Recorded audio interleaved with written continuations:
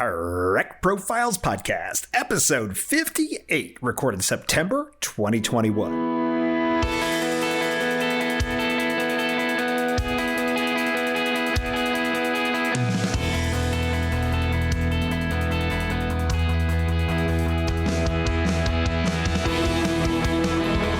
This is the Trek Profiles Podcast, where each episode we talk with a Star Trek fan. We hear their fan story, and we try to figure out why this show matters to them, to us, and to all of you.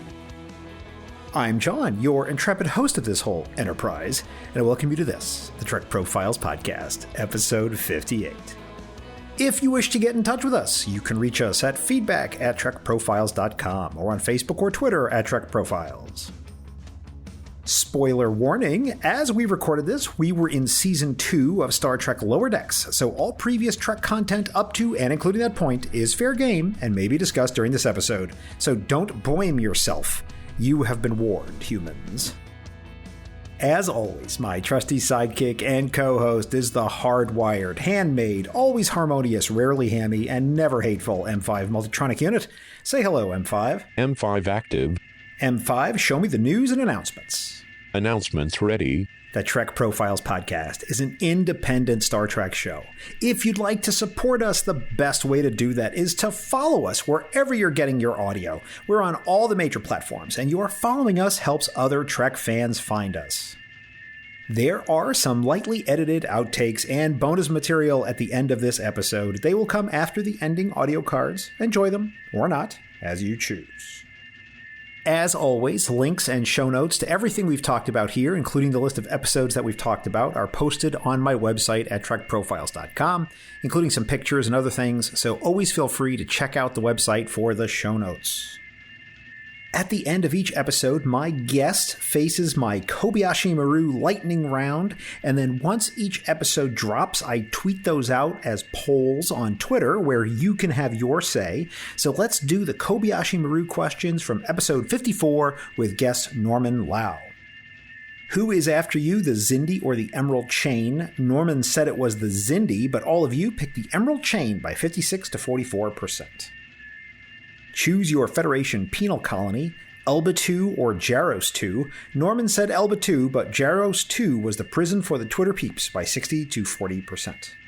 Who is more cunning, Satan's robot or the M5 Multitronic unit? Both Norman and the Twitter poll people agreed that the M5 was the correct answer, and the poll came out 62 to 38%. What's for dinner? Tomato soup, Bolian style, or Caterpod stew? Again, both Norman and the Twitter people were in agreement that Bolian tomato soup was the correct choice, and the poll was 75 to 25%. And finally, which is the tougher opponent, the Doomsday Machine or a Borg cube? Norman said the Doomsday Machine, and on Twitter it was a close one, but the Doomsday Machine did consume the Borg cube by 53 to 47%. So at the end of this episode, my guest will face a new round of questions, and some of those questions were written by listeners like you. I love using listener-submitted Kobayashi Maru questions. Now, I do have some guidelines up at trekprofiles.com on what kind of stuff we're looking for and what makes a really good Kobayashi Maru question. So I encourage you to check that out. It's linked in the show notes at trekprofiles.com if you need it. But take a look at that. Feel free to submit your questions. And if your question makes it onto the show, you will get a credit on the show notes page and also a mention in the episode itself. In fact, some of the Kobayashi Maru questions in this very episode were submitted by listeners. So wait till the end and find out who. Okay, I got one little teeny weeny bit of errata for this episode. While I was doing some editing on it, I realized at one point that I said something about life in the 23rd century when we were talking about a short Trek episode, and I actually meant the 24th century, so I am aware of the error. I regret that I made it. That's it for announcements. Let's get to it. M5, commence transmission of the show. The M5 will comply.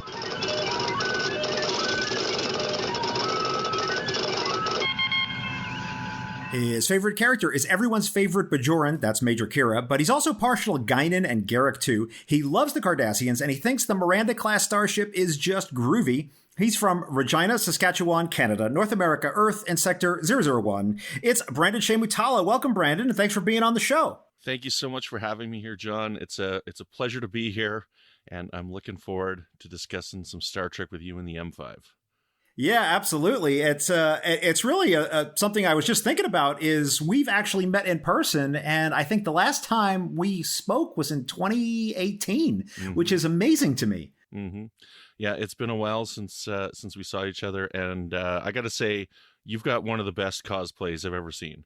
Oh, are you talking about my Free Loci cosplay? Yes, absolutely. Yep, your variant from the Let That Be Your Last Battlefield costume is pretty epic, man. Oh, thank you. I appreciate that. I don't know if you followed the photos from the recent STLV, but there were some cosplays there that blew that one out of the water, in my opinion. Did you see the guy who was cosplaying as the closing credits? Yes, I did see that one. That was just amazing.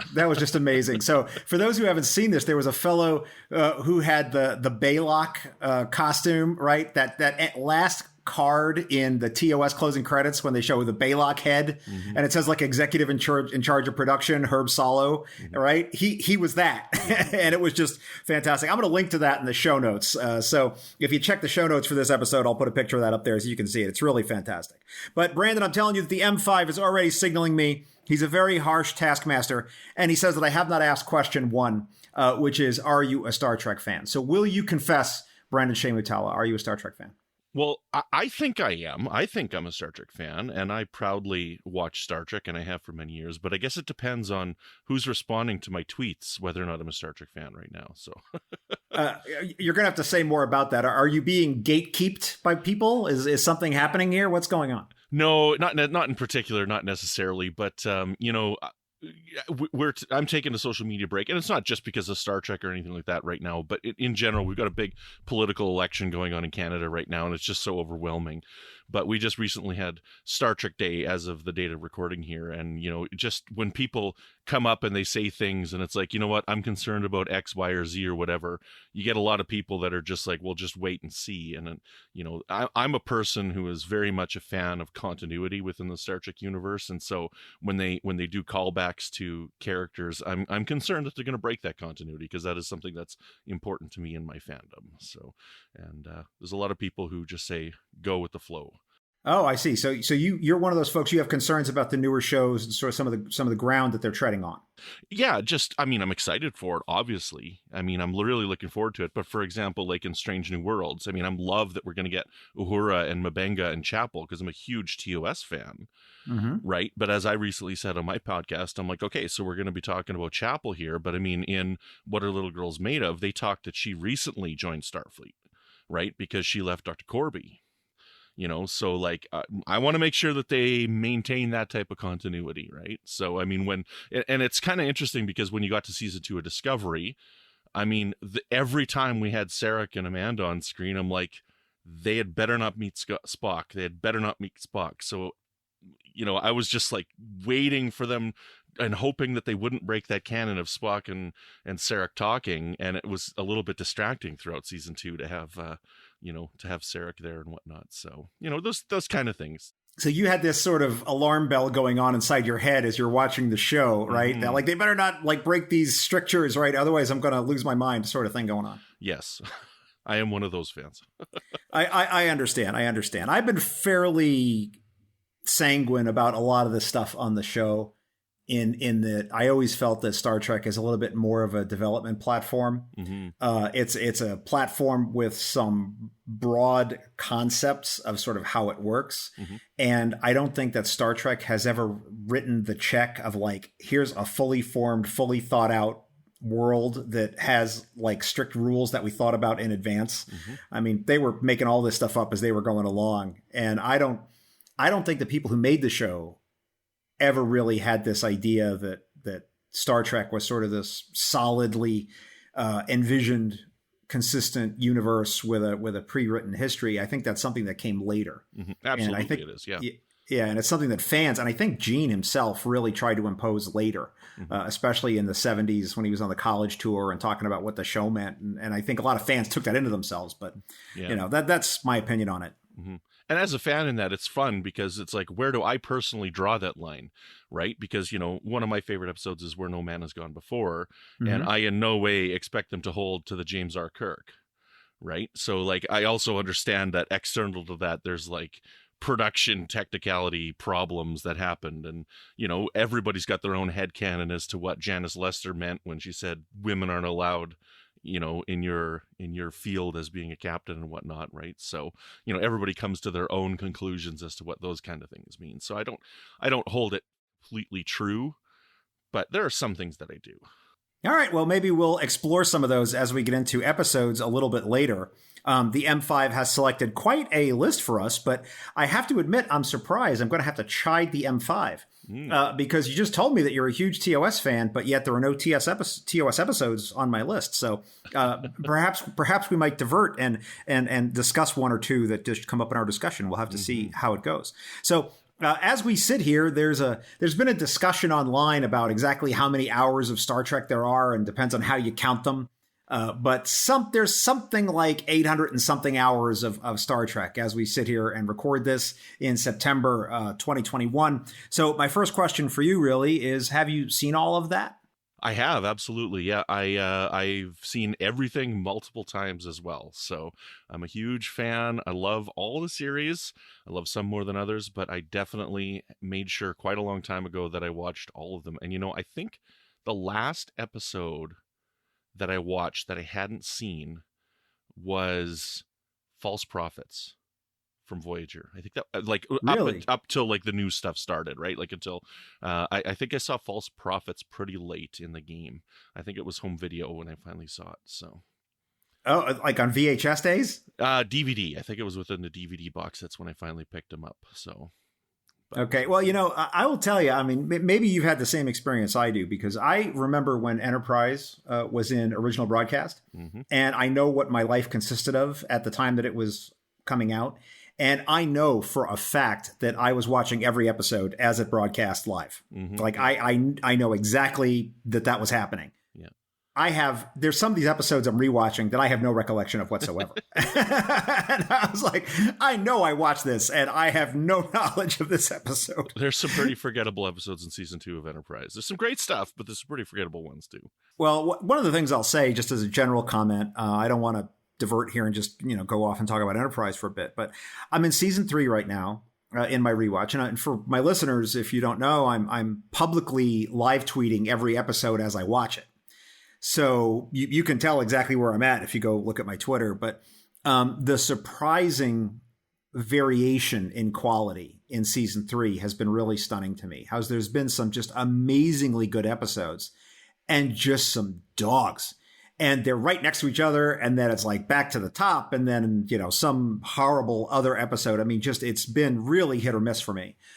Much more so than I think. I mean, I'm almost more willing to forgive a season that's just sort of not that great.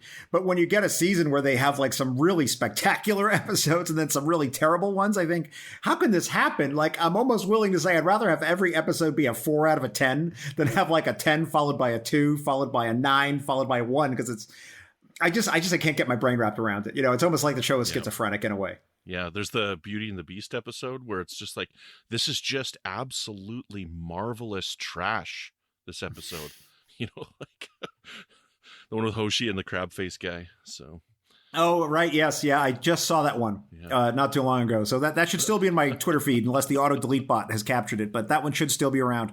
So if you want to get my comments on that one, feel free to go check it out. Okay, so you talked about the fact that you love all the episodes. Do you have, on all the series, do you have a recollection of which series you saw first? That's an interesting question, because I remember clearly we sat down and watched Encounter at Farpoint live. Now, I was born in January of 1981, right? So I was 5 years old when this came out, right? It's 87, so 6 years old. And we sat down, and my mom sat us down because she's like, this is important. This is a major thing. My mom's not a big Star Trek fan, right? We never watched Star Trek in the house, right? So I don't know why she sat us down to watch the show. But I also remember when the show was airing, I was sitting there asking questions. Like, I pointed to Picard and I'm like, is that supposed to be Kirk? And then I pointed to Data and I'm like, is that supposed to be Spock? So I don't know how I knew who these characters were, because again, we never watched Star Trek in the home. So that was the first time that we watched it. But we didn't watch it for a long time. I think we watched a couple of episodes, and then we gave up like really early in the first season, so I it's really interesting. Why did I know this backstory? Why did I know these characters from the original Star Trek? So I assume that this was in Canada? This was in Canada, yep. And I assume the TNG was in broadcast TV where you were? Yep. Okay. And was TOS in reruns at all? Do you think you might have caught some reruns on broadcast TV or? I don't think so. So it must just be from cultural knowledge, like just out there in the knowledge base or whatnot. I don't know. I've got no clue, but I literally remember asking those questions. But TNG was the first series you remember watching in live broadcast. Okay. Yeah. But to watch it with regularity, though, it was season 6 before I actually started watching Star Trek. So it was just kind of interesting. That leads me to my next question, which is, can you identify a point in your life when you said, I am now a Star Trek fan? Can you identify when that happened? I absolutely can. So there's actually 2 steps to this. So there's 2 steps to this question. So what really intrigued me the very first time and then grabbed my attention later on as a Star Trek fan, I was out visiting my dad in BC, and I guess this would have been 91. Mm-hmm. And it was the summer, I think it was the summer of 91. And on the TV, we were watching television, and the trailer came on for the rerun of Identity Crisis. Okay. And just watching that 30-second clip, I'm like, I have to watch this episode. This looks so interesting. This looks like such an amazing episode of television. And so I made sure to watch it when it aired, the time that it was airing. And I'm like, this is really good. And I didn't watch Star Trek for another 2 years. So I don't know what happened there. But I started getting interested in Star Trek because it was on CBC, which is our free channel in Canada here. Mm-hmm. Monday to Friday at 3:30 they were playing the original Star Trek, and it was sometime in fall of 92, late 92 that I started watching it.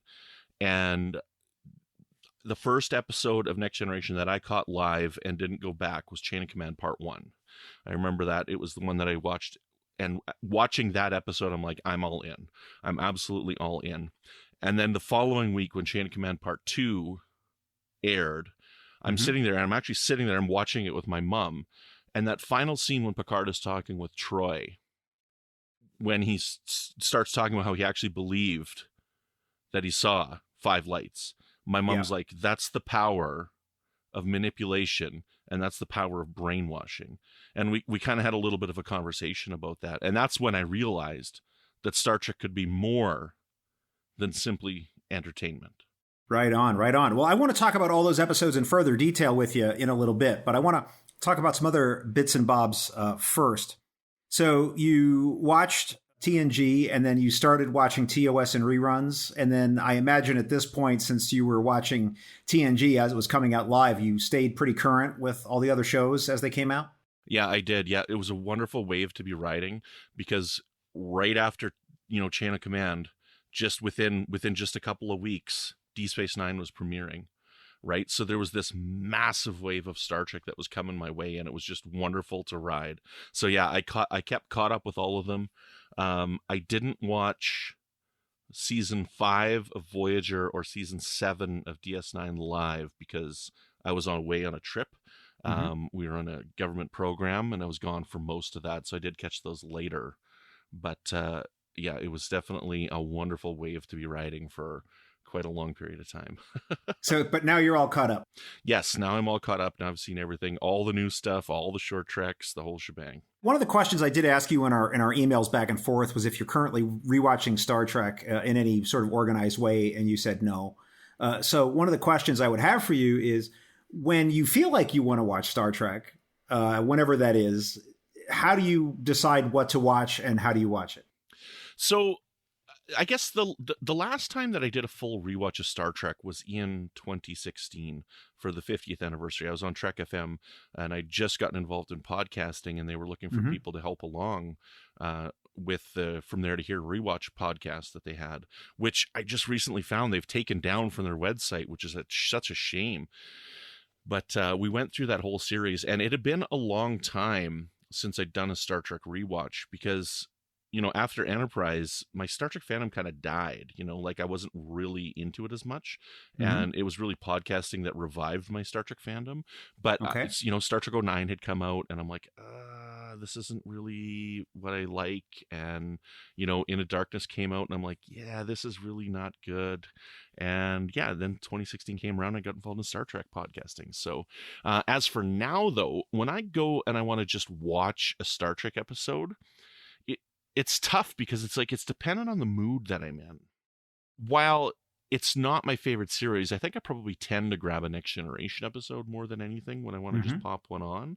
But it honestly, it could be anything. I mean, I just went through and I just watched a bunch of bonus features for the original Star Trek. They were all, just the text commentaries by Mike and Denise Okuda.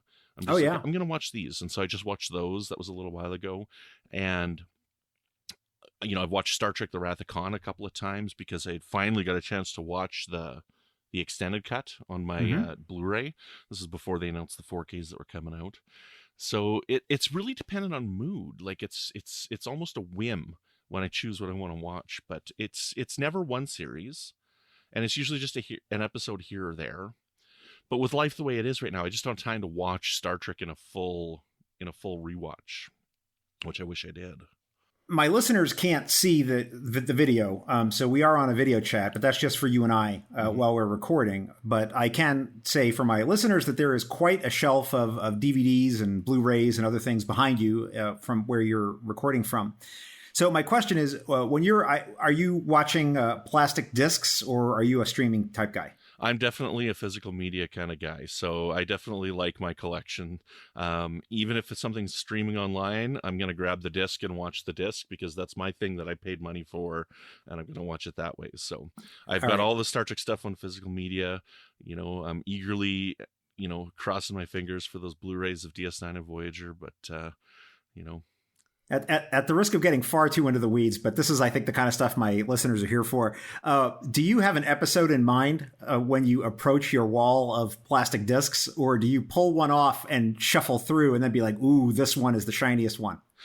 So when it comes to an episode of Star Trek itself, I usually know which one I want to watch. Like I don't just randomly grab a set and be like, which one should I watch now? It's usually like, okay, I feel like this episode right now, so I'm going to watch that one.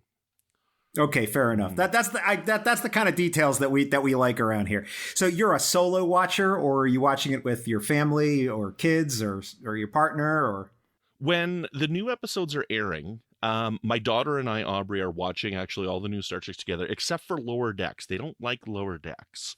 My wife and my daughter don't like it, but for Picard, my wife's a huge Next Generation fan, so we're all watching Picard together. But my daughter and I are watching Discovery together when it's airing first time. And how old is your daughter? Aubrey right now is 11. Okay.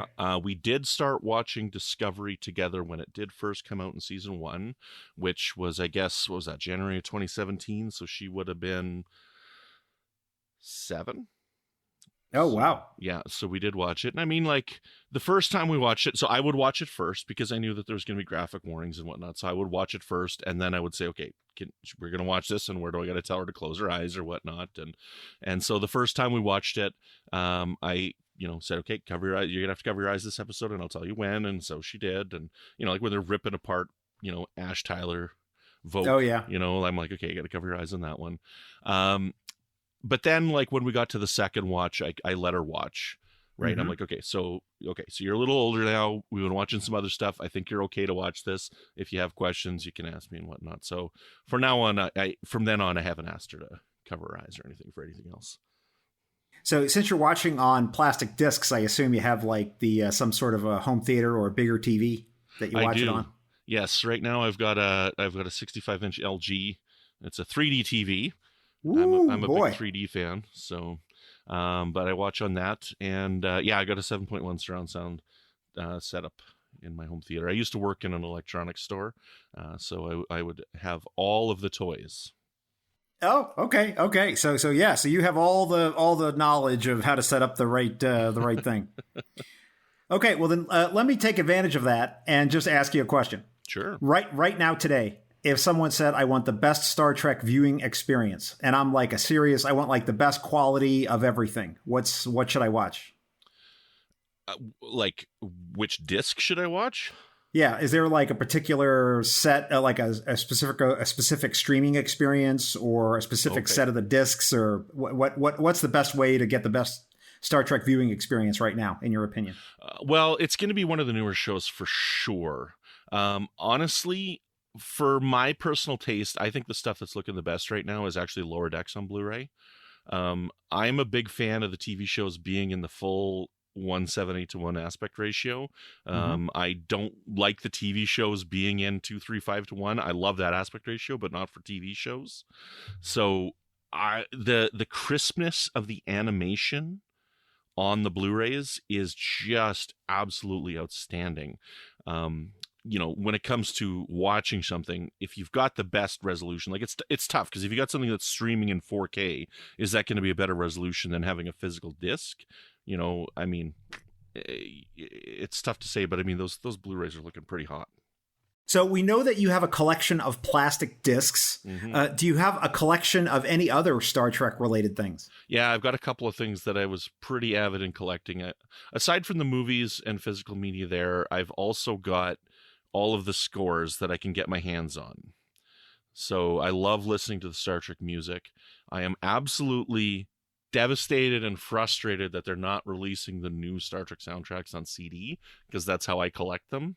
I don't like paying for digital streaming media, so I don't really want to buy them as a digital only file. I really prefer to not do that. I like having something physical in my hands. So I don't have the Picard season 1 soundtrack, and I don't have the season 3 Discovery soundtrack yet. So but if they come out on disc, you'll buy them.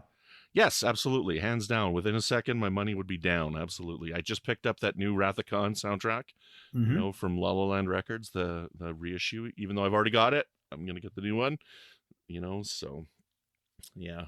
But beyond the soundtracks, I'm a huge fan of the novels. As far as I know, I've got every one of the Pocketbooks novels and the Bantam novels. I'm pretty sure I got them all. So anything that like expands the continuity, I definitely love reading those. And then I got quite a collection of the Eagle Moss ships and some plates. But the plates I just pick up when I find a good deal on them. And the Eagle Moss, I just stopped buying them because there's just too damn many of them. I had Ben Robinson, who works for Eagle Moss, on my show. And one of the things that he said was, if you want to be a completist, the things you should always go after as far as Eagle Moss is concerned are like the real off-brand kind of ships, like the Malon Freighter from Voyager or something, because if they ever run out, they're unlikely to ever build them again. Whereas like you will probably always be able to buy a Voyager or an Enterprise or any of the marquee hero ships. They'll always have, but it's those real small ones that only appeared in a couple of episodes you may not get. Sounds like he's just trying to sell all his excess stock on the stuff they built too many of to me. Could be. You might be right on that. You might be right. So I assume you've read then all the novels in your collection? Not all of them. I'd say I'm probably about half right now. I'm about halfway through all of them. I've read quite a few of them more than once. But what I like to do right now is my good friends Bruce and Dan, they've got a podcast called Positively Treks, and they have a book club every other Friday. And they used to be on Trek FM's Literary Treks podcast. So I follow along with them as they cover the new books. It gives me focus, so I don't have to go and like, which book do I want to read? It gives me a reason to read a particular novel, because then I get to listen to them talk about it. So I really like doing that. I read up all the new ones as quick as I can, as quick as they come out. So the last Star Trek book I just finished was Rogue Elements by John Jackson Miller. And then I'm currently reading and almost done the 6th book in the Lost Era series, which is about CNC Uhura. So. Well, as we record this, I was just on Positively Treks. Oh, so nice. I am very familiar. So yeah, Bruce had me on, I guess, because there was absolutely nobody else available, and he absolutely needed somebody, and I was the last person on the list. So that's why I got the call. Okay. But it was a great blast to be on the show, for sure. Nice. You've made a couple of references to being on Trek FM. So how was it that you got into podcasting, specifically about Star Trek podcasting? So I was starting to get back into Star Trek because I was actually working at Lowe's, and on my breaks, they were way in the south end of the city, and I live in the north end. And so on my lunch breaks and whatnot, I needed to get away from the store. So I would go to the nearby Tim Hortons. I'd have lunch there, and I'm like, okay, I'm going to read some books. And I started reading Star Trek novels again. And again, it had been so many years since I got into my Star Trek stuff. I was slowly getting into it again, and started reading the novels, and started liking and following some of the authors on social media. And somehow I became friends with David R. George on Facebook, or I was just following his page or something like that. And he tweeted out, or he posted on Facebook, that he had been on Literary Treks to talk about one of his recent novels. And so I'm like, hey, this is great. That was the first time I'd ever heard of a podcast. And so I looked up what the podcast was. I downloaded it and I listened to the episode. It was great to listen to the author. And then I'm like, I'm going to listen to some more on the novels because I really like reading the books. So I burned through Literary Treks as quick as I could, and then I started listening to a bunch of other Trek FM podcasts. And finally I started pestering Chris Jones, and I'm like, look, I want to get in podcasting. I want to join you. Melodic Treks is another podcast that I really like to listen to. It's all about the music of Star Trek. It had been off the air for about 2 years at that point, and I said, let me revive Melodic Treks. And he said, okay, well, let's get you on first. So the first time I was actually a guest on Trek FM, I was on their show called The Ready Room, and we talked about a Voyager episode, which is my personal favorite Voyager episode, which is Deadlock.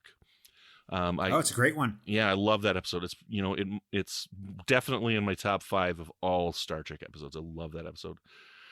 So I was on with him and Larry Nemechek, and I did a good job. And so he said, yeah, you can go ahead and work on Melodic Treks. So I started working on Melodic Treks and not really realizing how much editing and stuff goes into a podcast. I created, the first episode was just kind of about me and my top 5 tracks, my top 5 songs in Star Trek music.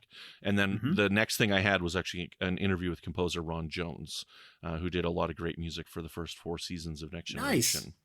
Nice. But before those aired, I actually started to guest on for that From There to Here podcast. And that's when I was able to make my announcement that I was coming to Trek FM with Melodic Treks. And then I kept going from there and guested on Literary Treks a couple of times, guested on a few other podcasts on Trek FM. How did it go? At some point, I ended up on Warp 5, which was Trek FM's Enterprise podcast. And they had a really tough time getting consistent hosts for that show. So it shuffled through a lot of people. So Floyd Dorsey was on there, and I joined them, and we did a commentary on my favorite Enterprise episode, which was Future Tense. And 2 episodes later, I was just basically on forever and was a co-host, and Floyd eventually left, and I got my buddy Patrick and Brandy to join us, and then it was just Patrick and I took that through over 100 episodes all the way to episode 202. So we had 202 episodes of that show, and then I kind of had to quit because I didn't have much more to say about Enterprise at that point. And then now I'm involved in podcasting. I've got a couple of different shows, but I still run a Star Trek podcast, and it's called Infinite Diversity. And we're talking all about new Star Trek with my friends Justin and Chrissy. So you were part of the Trek FM network, and then you started your own. Yes. Yeah. So we left Trek FM, and it was after season 1 of Picard, because Chrissy and Justin and I did The Line, which was their Star Trek Picard show, and there was kind of a mass exodus of people from Trek FM for various reasons, and which I'm not going to go into here, but at that time when there was a bunch of mass exodus going on, I asked my co-host, I'm like, what do you guys want to do? Do you want to stay here and do The Line, or should we leave and do something different? And we thought about it, we hummed and hawed for a little bit, and the 3 of us decided, well, let's do our own thing, because we wanted to talk about more than just Star Trek Picard. And that was the thing about Trek FM, is they had specific shows for specific topics, and you had to stay in your lane when you were a host of that show. So you couldn't really divert your attention too much. And we wanted to talk about more than just Picard. So that was kind of our final deciding factor on why we wanted to go. And so now we get to talk about all new Star Trek, which is great, because there's a lot of great stuff all over right now. So go ahead and give us the plug and tell us what that is and where we can find all of that. Yeah. So Infinite Diversity, you can find that anywhere. If you want to follow us on Twitter, we're at IDIC Podcast. And as of this recording, we are in Lower Decks Season 2. So we're talking about that right now. But also, one of the great things is that we can talk about the books. And, this weekend when we record, we're going to be recording an episode with John Jackson Miller to talk about Rogue Elements. So we can have those divergent topics talking about the books. Because all three of us love the novels. All three of us do.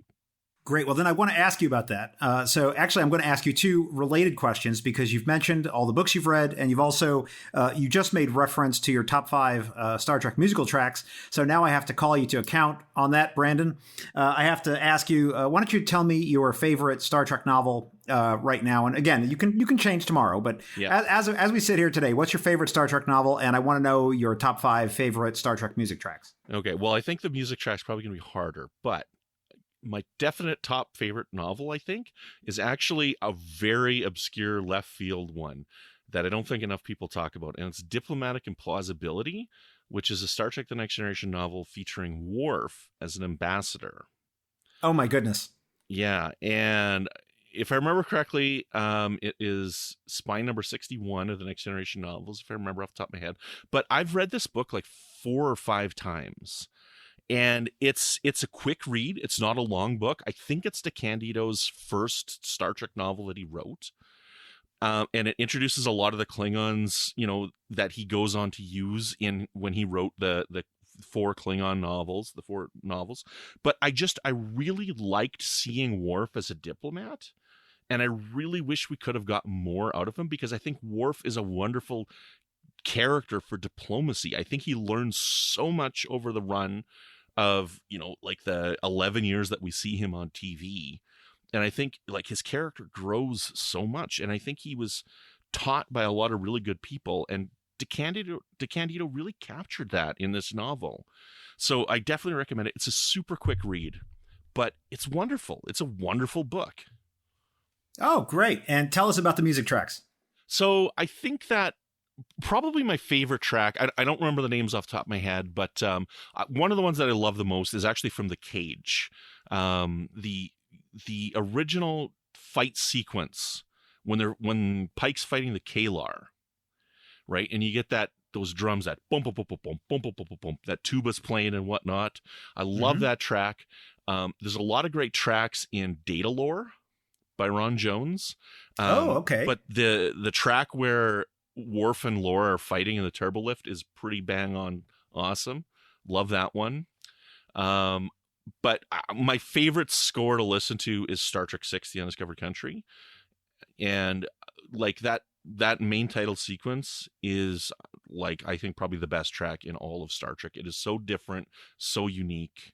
I absolutely love the score to Star Trek VI so very much. And one of the things that I really love about it is the use of male choir in it to represent the Klingons. Mm-hmm. Male choir is not used enough in music, and it was used to just perfection in this score. The only other time I think it can be used so well is when John Williams used it to put a voice to the Emperor in the music for Return of the Jedi. But I love when you get it, because it's just not used enough. The only example, and I'm way out of my depth here, but the only example I can think of off the top of my head is I believe they used a Maori men's chorus in some of the dwarf music in like the Mines of Moria. Yeah. In Lord of the Rings. Okay. Yeah. Like when they're going down the stairs, that whole sequence where they're trying to go over the stairs. There's a Maori chorus, I believe, men's chorus that's singing there. I'm not quite familiar with that score. I know the movies, obviously. I just don't listen to the score very often, but that's Howard Shore. Yeah. Mm-hmm. All right, cool. Well, the M5 has flagged something for me that I'm to ask you about, and it's about the Star Trek Picard announcement at STLV 2018. So he didn't tell me what about this is important, so I put it to you, Brandon. What's going on here?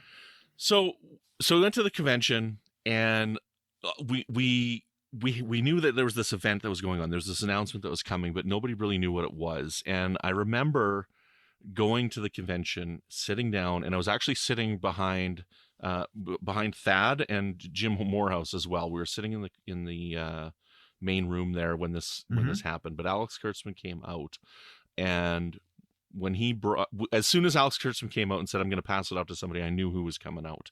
I knew it was going to be Patrick Stewart. And Patrick Stewart came out to announce the show. And if you go to YouTube and listen to the video, somebody yells out, and that's me.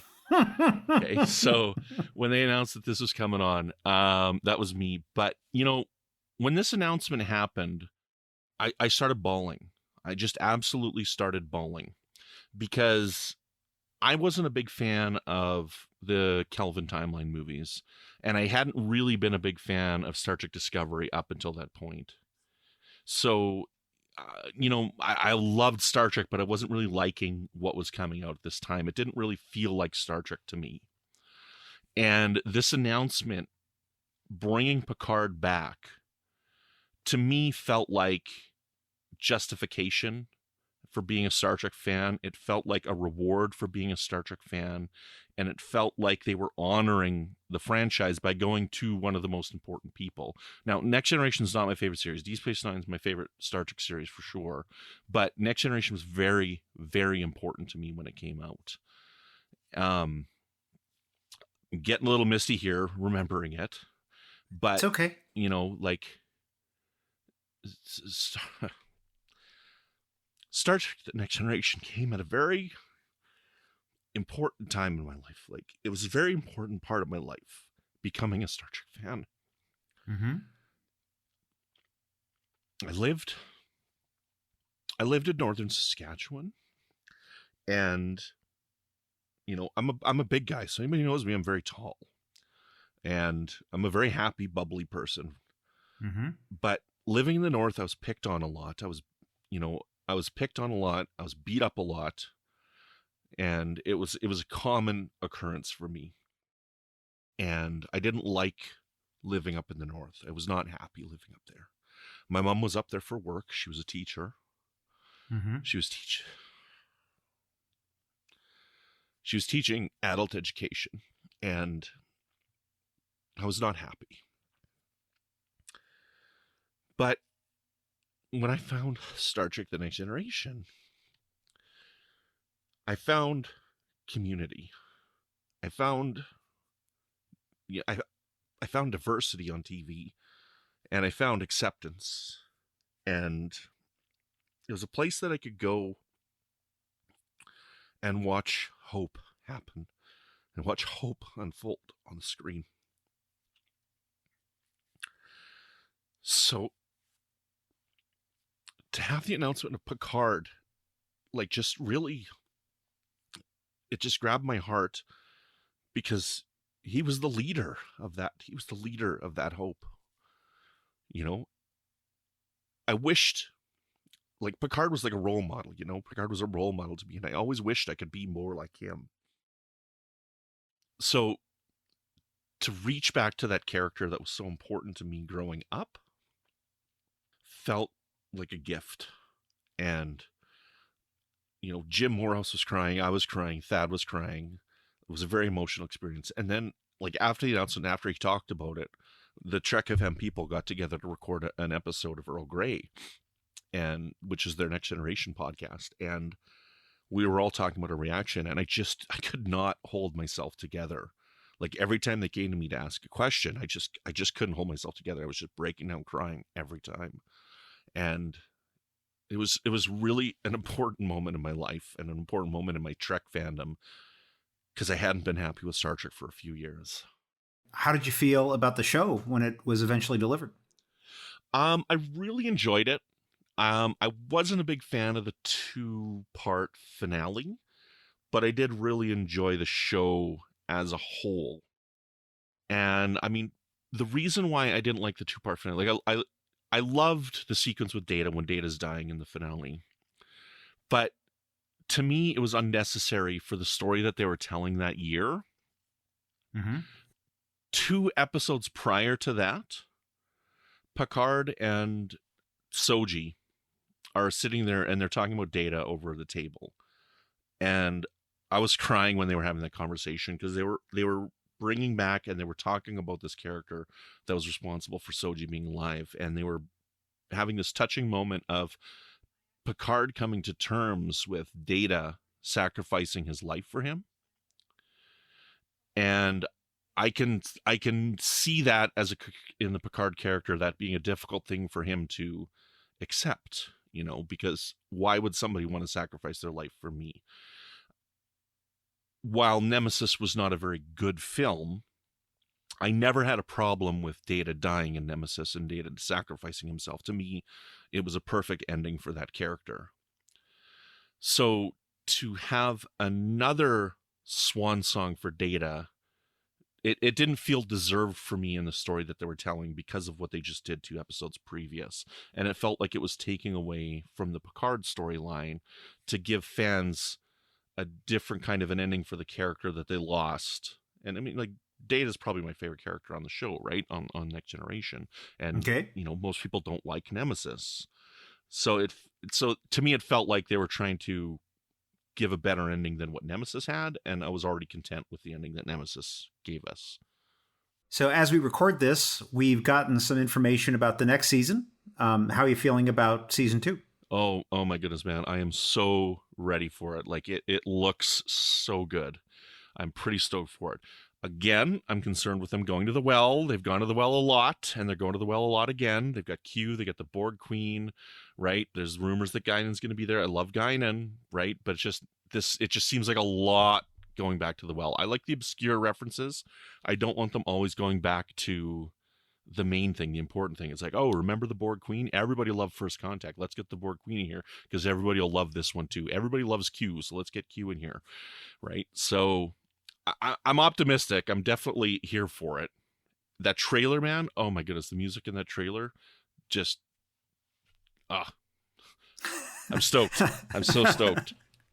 All right, great. Well, I don't know when this is going to come out, but maybe some of the episodes will already be out by the time this podcast drops, because my listeners know that sometimes these things marinate on my hard drive for a while. We'll see how it goes. All right. So one other question before we move on, actually 2 more questions, I think, before we move on and talk about some episodes, which is just I want to confirm something or perhaps get it corrected. So STLV 2018, I assume that was not the first sci-fi/Star Trek convention that you'd been to?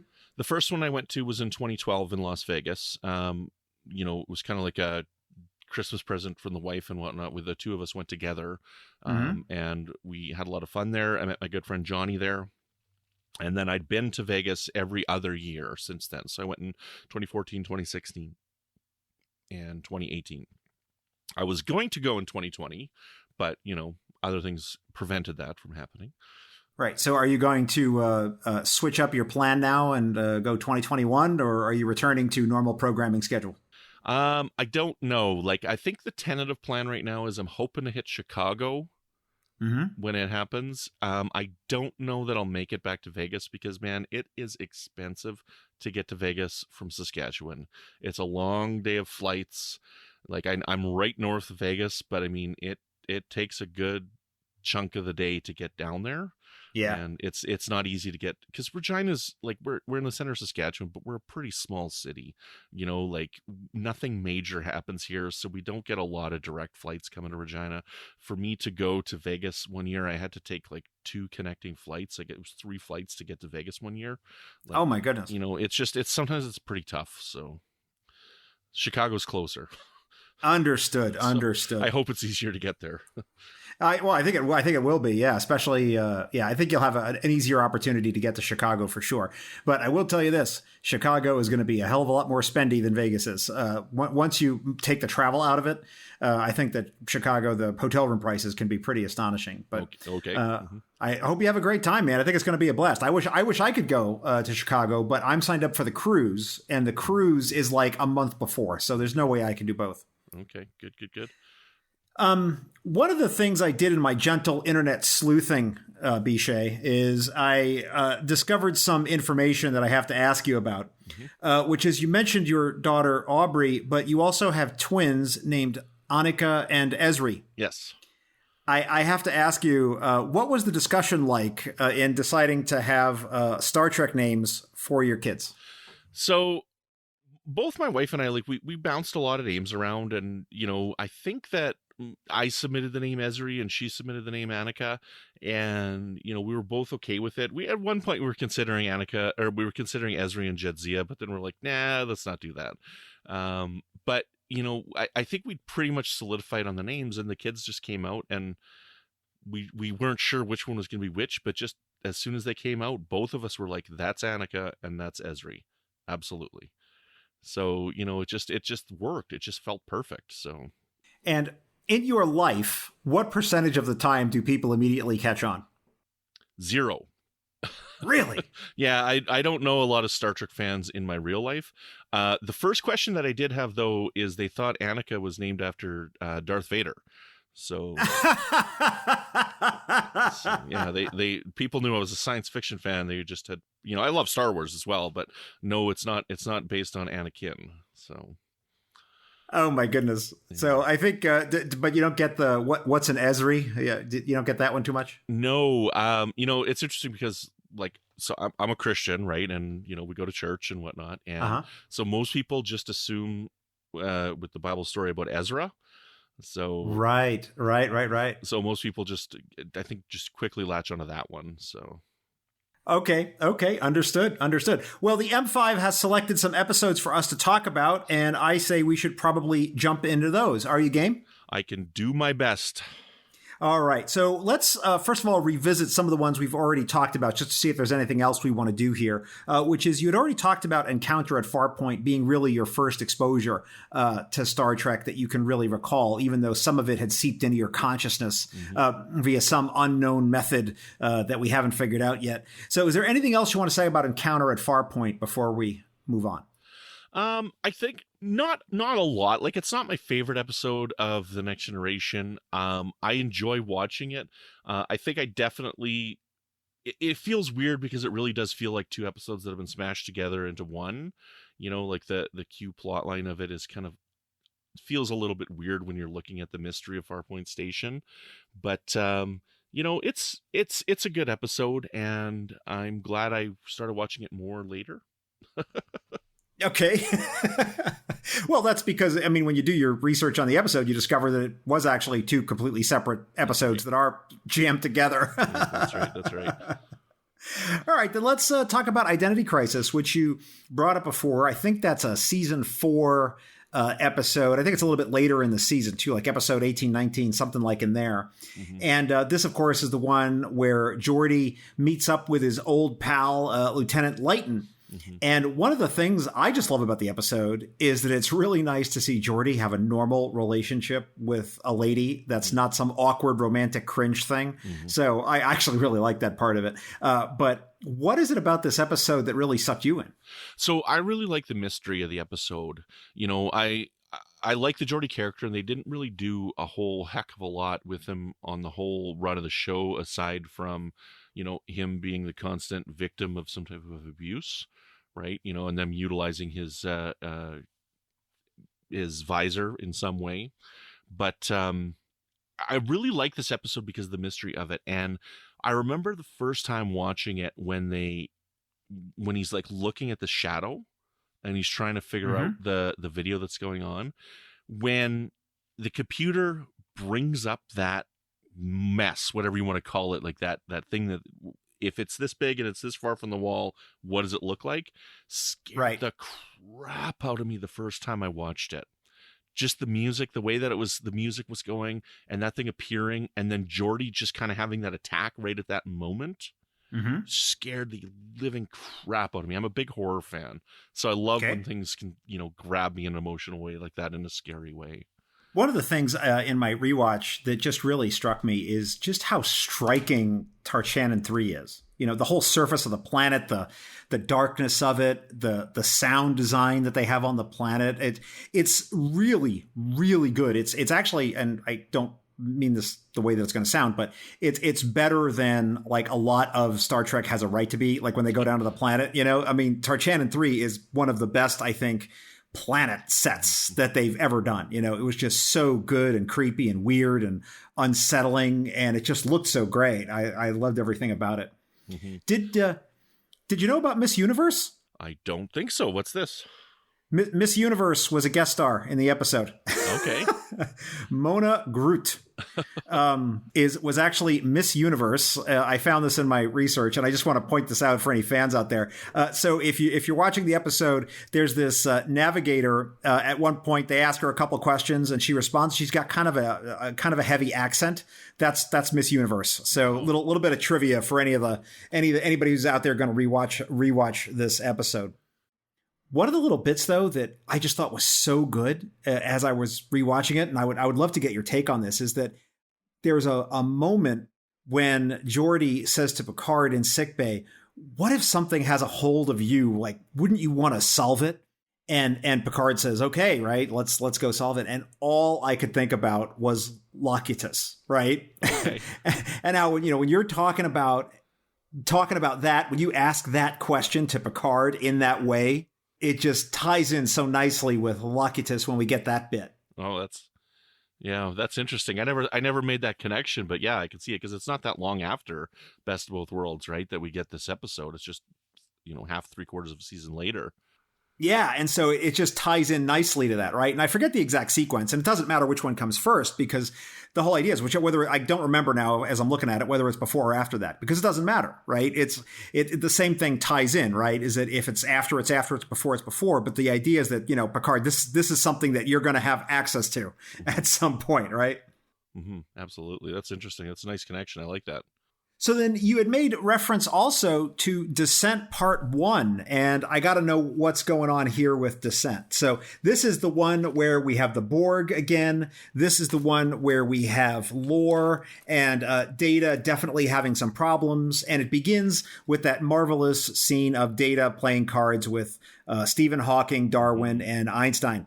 So what's going on here with Descent? What about this episode attracts you to it? So this episode was very important to me because this was my Best of Both Worlds. This was my first live cliffhanger that I had to wait 3 months for, right? And so I was not prepared for it. I was not expecting it. I didn't know about the agonizing wait that people had gone through between Best of Both Worlds 1 and 2 at that point. Because again, I was relatively new to my Star Trek fandom at that time. But when that To Be Continued happened and Lore popped out, I was not prepared for it. I was not expecting it. It blew my mind. And I'm like, I cannot wait until the fall. This is crazy that they got to make me wait this long. That was important. Like, that was a huge thing for 11-year-old me to have to wait for that. I'd never experienced a season cliffhanger on any show before at that time. And then when the fall was over, we got Descent Part 2. Doesn't sound like you felt like they cashed the check that they'd written. No, that check bounced. So, I mean, it's going back and looking at it, I remember how I feel and whatnot. Descent's not a very good two-parter, but it'll always hold that special place in my heart as being my first season cliffhanger. So, yeah, that's pretty cool. Recently on Trek Profiles, I've been doing this series where I've been interviewing people who recently discovered Star Trek later in life. People who are 35, 40 years old, something like that. And they thought Star Trek, never interested me. And then for some reason they started watching it and now they're all into it, right? And they come out online somewhere and they say, well, I can't believe how good this is, right? And that, whichever Star Trek they're watching, they're in love with it. And now they're watching all 800 episodes. And one of the things I'm always exploring with them is that exact issue. In that, for those of us that grew up in the days when, first of all, episodes were selected for you to watch because you were watching it in broadcast, you didn't have a choice. The episode that was going to be on tonight was the one you had to watch. And if you didn't watch it, you didn't get any Star Trek. And we had 2-part episodes that, we had these season cliffhangers. We had, all of these other kinds of things where we just had to wait on the edge of our seats for something to happen. And I feel like in a way that changed how we interpret a lot of these episodes, that I don't think people in the streaming immediate access to everything 24/7, 365 world have. They have a different relationship to it. And I'm not making a statement that it's like one's better than the other, just saying that it changes the experience of how you're relating to the episodes when there's this really, really long gap where like you have to sit and obsess about the cliffhanger, as opposed to when you get it, immediately given to you, with like skipping the credits, jumping right into the next episode with a skip intro button. I think that it's definitely is a different experience because, like how quickly are you going through your season 3 rewatch of Enterprise? Well, that's a little bit of a different issue, Bichet, I got to tell you, because believe it or not, I don't get to determine my own Star Trek watching. It's the question I asked you, which is, how do you determine what episodes of Star Trek to watch? Mm-hmm. Virtually 100% of all the Star Trek I watch today is one of two things. One, it's homework for the podcast because I do actually rewatch all the episodes when I'm getting ready to record. Yep. So I have watched all the episodes we're talking about today that the M5 picked for us. And the other thing is I'm watching them in order for my rewatch. But when I rewatch them for my rewatch project, I have to live tweet them. So it's not 45 minutes to rewatch an episode. It's like an hour and a half because I have to get my computer set up. I have to have 2 monitors. I have to have Twitter open. I have to have a screenshot tool, and I'm taking screenshots. I'm writing my tweets. I pause the episode. I post the screenshot. I write what I hope is a witty or amusing or / interesting or / insightful comment, and my listeners and readers can judge for themselves whether or not I'm successful. But it's a project. Okay. And I actually, and I'm not trying to do a woe is me thing, but since you asked, I don't actually get to watch any Star Trek that I want to watch. It's all assigned to me right now. So I'm actually looking forward to finishing Enterprise Season 4 because once I finish Enterprise Season 4, I will have completed a grand rewatch of all Star Trek. So after that, I can watch. I'm not going to do any forced rewatches in order. I will still continue to live tweet. But I think my strategy is I'm going to use one of the online episode pickers. Okay. And I'm just going to randomly pick an episode, and I'm going to be very strict that it is literally a randomly selected episode, right? And if it's Code of Honor, it's Code of Honor. If it's Devil in the Dark, it's Devil in the Dark. If it's Spock's Brain, it's Spock's Brain. And I'm just going to pick it, watch it, put it on, and enjoy it. And maybe I won't have as many tweets because I tell you, like when I live tweet an episode, it's a lot of tweets. It's 30, 40, 50 tweets, and I'm actually doing screenshots for all of it. So it's a little bit of a project, and so it changes how I enjoy the show. Absolutely, yeah. Oh, that sounds like it'd be a lot of fun. So how long have you been doing this for then? These live tweeting? Oh, gosh. Well, I actually started my grand rewatch. You're flipping the show around on me here, I've noticed. I'm going to write your name on my whiteboard now. Got to keep an eye on you. You're a suspect. So what actually happened was I started watching along with Mission Log when Mission Log started, which was, gosh, when was that now? 2014, 15, something like that. I don't know. Whenever it was at STLV where they made the announcement that they were doing this podcast, I was there in the room. And I was like, oh, this is perfect because I had just acquired or was about to acquire the TOS Blu-rays, the remastered Blu-rays. And so I said, this gives me the perfect opportunity to rewatch along with them. And so I started rewatching along with them. And I usually stayed about 3, 4, 5 weeks ahead. But I just watched the episodes. Like I did not tweet any of that. Yeah. And so I would just stay like a few weeks ahead of Mission Log. And then when I started getting into Star Trek podcasting, which I want to say was 2016 or so, that's when I started to vastly accelerate my rewatching because I had to watch massive amounts of it just to be able to discuss some of this stuff intelligently. And when I started doing Trek profiles, I had to really accelerate it because people wanted to talk about Voyager, which I did not see in original broadcast. Okay. And I knew I was missing a whole bunch of Voyager because I was in the Navy at the time and I didn't have access to watch it. So I had to very rapidly accelerate that. And somewhere in Voyager, I want to say season 4 or 5, I started live tweeting just because I thought it would be funny. And that's what I do. But I will say I really keep my critical analysis to the podcast, like where I really want to dive into the episodes with a guest and talk about things in a serious and meaningful way. I do that here. When I'm live tweeting them, I'm mostly just pointing things out, making funny observations or trying to be clever. I really don't do like in-depth analysis or anything like that. It's mostly meant to be fun and tongue in cheek. But what's really funny is on Twitter, sometimes people take me seriously. And I have to tell him, step back, man. I'm not trying to be make intelligent criticisms here. This is for fun and the lulz. This is not what you think it is. Yeah, I find that on Twitter sometimes. Yep. So, okay, perfect. Well, that is Descent Part 1. So then let's move on and talk about something else. Let's talk about Chain of Command, another episode that you had brought up earlier. So I want to talk about these before we jump into anything new. So the only question I have for you, Brandon-Shea, is are we going to talk about Jellicoe? Jellicoe's great. Okay, so you're a fan. I am a fan. Riker is a baby. Riker is a man baby. Okay, you got a guy coming in. He's a military man, and he's changing his ways. People have different command styles. Riker's the problem in this situation because he is like, no, I can only do the way of the Picard. Come on, man, grow up. All right, great. And I have my own opinions on Jellicoe. I'm just giving you an option. Well, no, we actually agree. I think that Jellicoe is perfectly fine. And it's very difficult when you come in to replace a beloved figure like Jean-Luc Picard. No one's going to like you. Yeah. And that's just, he's not set up for success.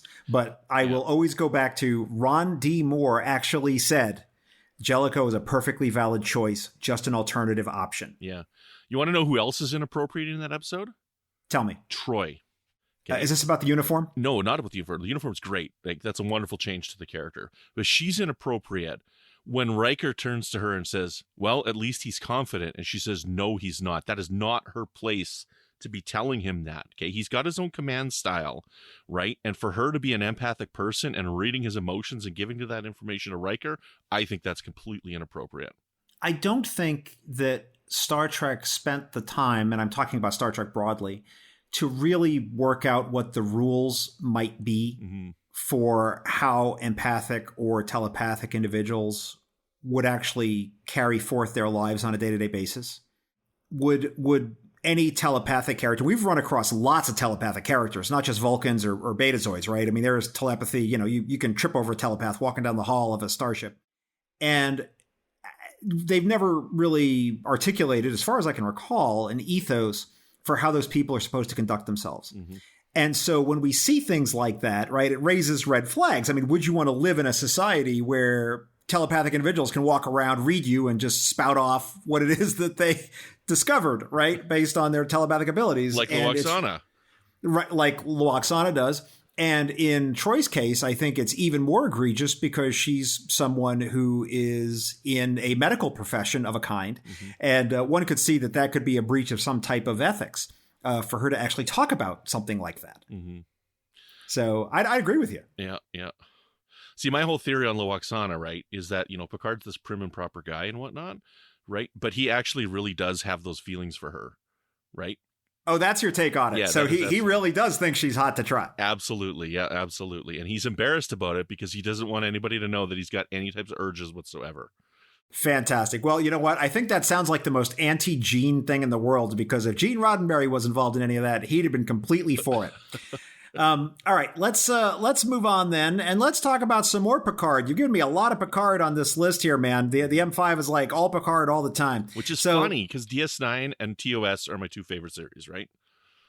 Well, I don't know what to tell you about that. So let's talk about The Inner Light. Now, this is an episode that comes up quite a bit on Trek Profiles. So I don't think we need to debate whether or not it's a great episode. I think we all agree that it is. My question is, what's your personal connection to this episode, and why does it strike home for you? So one of the things that frustrates me about Star Trek fandom is, when a character does say something on screen, fandom takes that as the gospel truth for them forever. And in Encounter Farpoint, when Picard says he's not a family man, he doesn't like kids, fandom holds onto that line hard. Okay? So I think this episode is super important in the life of Picard because, as the show has gone on, he's been exposed more and more to kids as it goes along, right? We've had Wesley, right? We had the kid in Suddenly Human. Right. Is that the one where he's the kid's been adopted by aliens and then Picard finds him? Okay. Yeah. And Picard kind of becomes a role model to him. We have Picard being a captain to somebody with kids like Worf and Alexander. Well, Worf's not the best father, right? I mean, there's that episode where Worf is trying to deal with Picard and and the teacher or whatever, a bunch of people keep interrupting the meeting. And Picard's just like, okay, man, go do what you got to do. Can you see season 1 Picard doing that? I think season 1 Picard would have been pretty frustrated with that situation, but season 5 Picard is like, go do what you need to do. Picard in the turbo lift with the kids in disaster, he handles that situation spectacularly. Yes, I completely agree. And it's one of my favorite scenes in the show. Okay. And so he's growing as a character.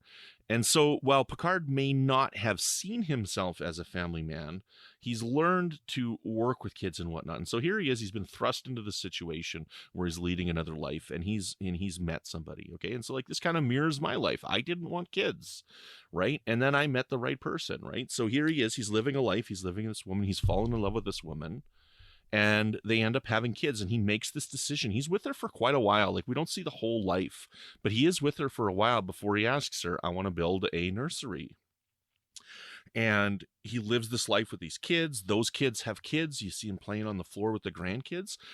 This is still Picard. Like, he's still himself in this episode. He's just living the life as another person in another situation. But his values are still there. The things he cares about are still there. So this is still Picard in this dream life that he's living. And if my life right now was a dream, and I woke up tomorrow without my 3 beautiful children, I would want to have kids. Absolutely. Because of what I've experienced with these kids. And when I met Marcy, when I met my wife, I didn't want kids at that time. But the relationship that I had with her and the way our relationship builded, we both decided that we wanted to have kids. And I know that my life would be less without my children. And I really, truly believe that Picard realized that as well. So when he has kids in the novels, I'm like, this is totally exactly what would happen with this person, you know? But people, some of the fans hold on to it that because this character made this utterance at one point, then it has to be true at all times and everywhere and in all places. Yep. And it's like you got to watch the character growth, man. You got to watch the growth because it is absolutely there.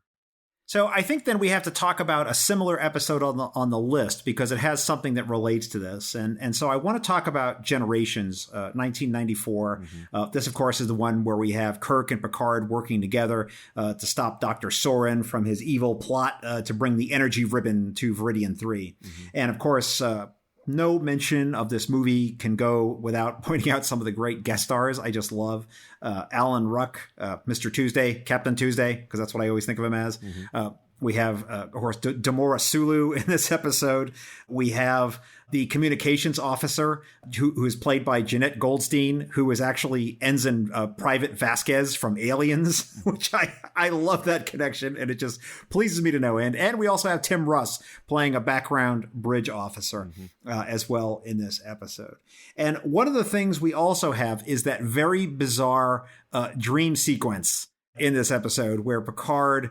the energy ribbon, the Nexus, figures out what it is that he actually wants, and it's this sort of Dickensian Christmas Carol sort of thing that goes on. And I think that it proves exactly what you were talking about, that he really does want that, but he wants something else more, and he's experiencing an alternative form of what his life could be. Yeah, absolutely. I agree with that. Like, you know, this... I truly believe that Picard, once that happened, he wanted a family, and this dream is a believable dream for this character to be having.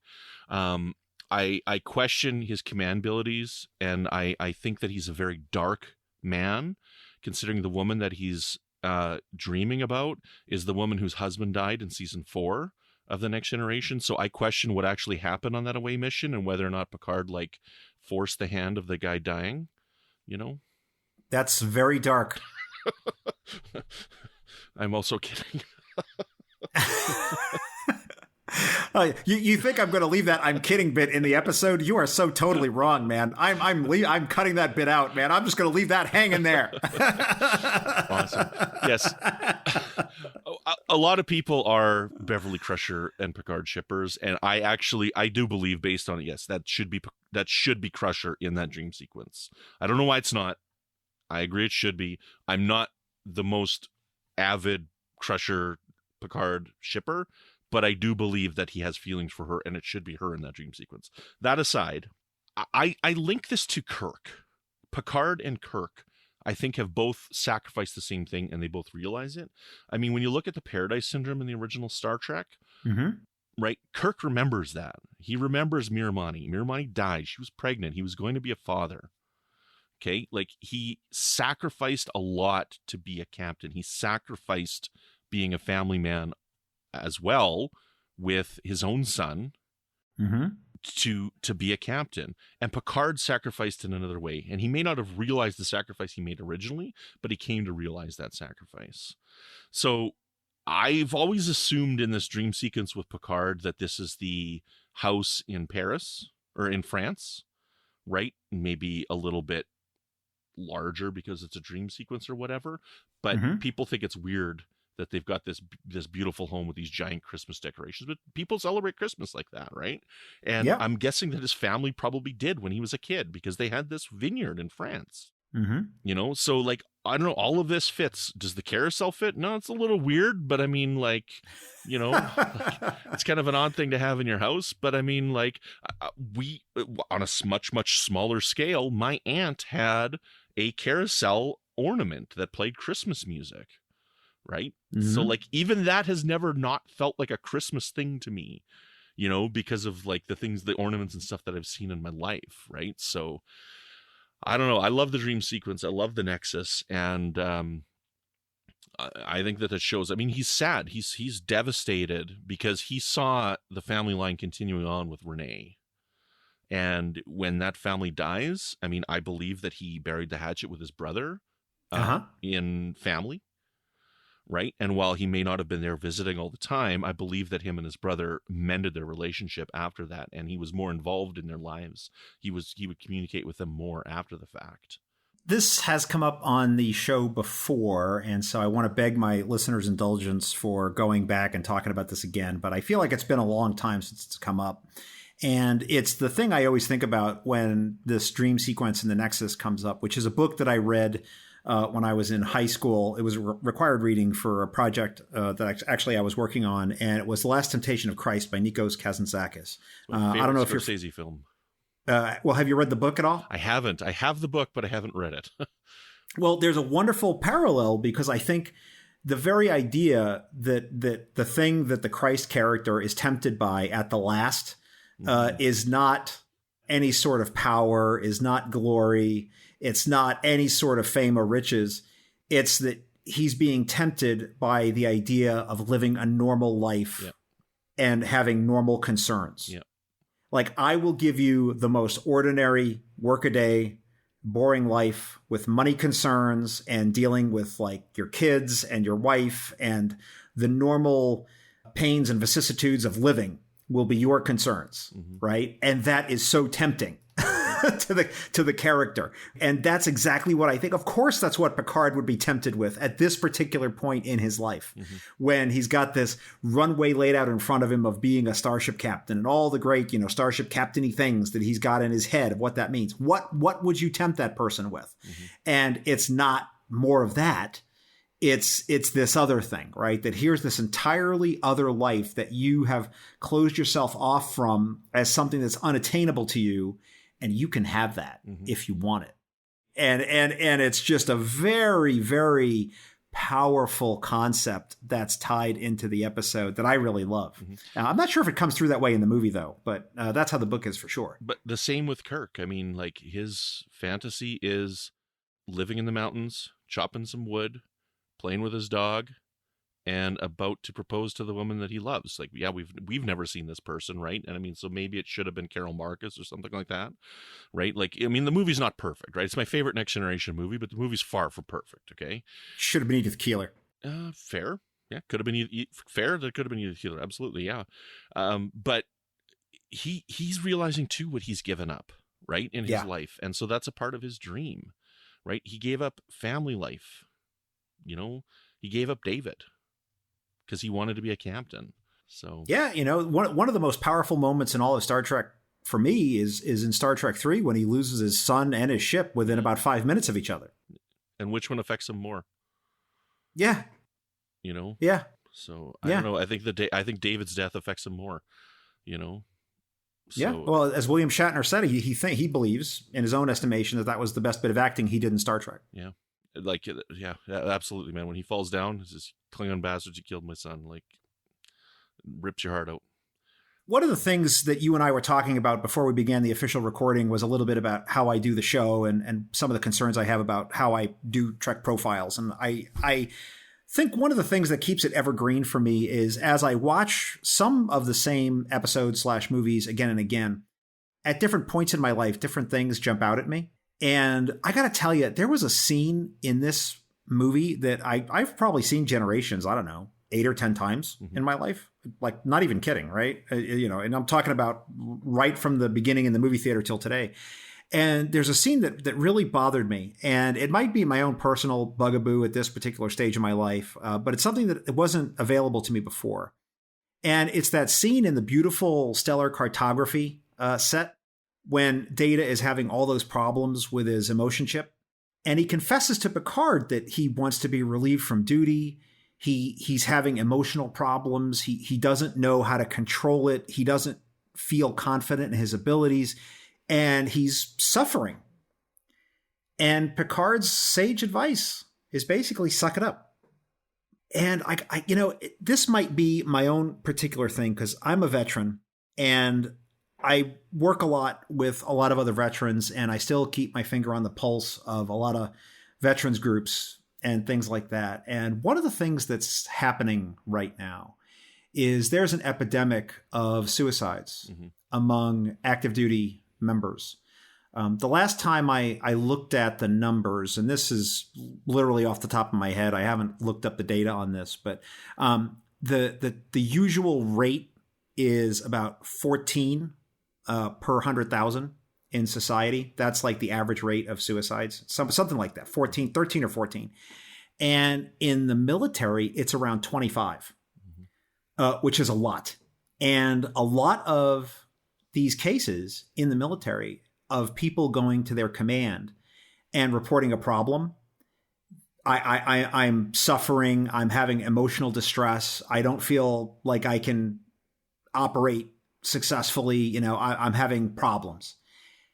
Picard's advice is the exact advice they're getting from their command, which is suck it up. To get the help you need, you have to go to a particular person in a particular office and say a particular thing to get help. If you go to anybody else, they're going to tell you basically yourself and get back to work. That is exactly the advice you're going to get. And it's bad advice. Because one of the things I have learned is that you never know the struggles that other people are going through in their life. And Picard can't know what that emotion chip is really doing inside Data's head. He can say, well, if it's emotions like I have, here's what I think you should do. But he has no way of knowing that.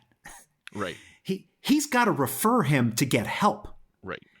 And he doesn't do it. And this is literally something that just came to me on this rewatch I did in preparation for this.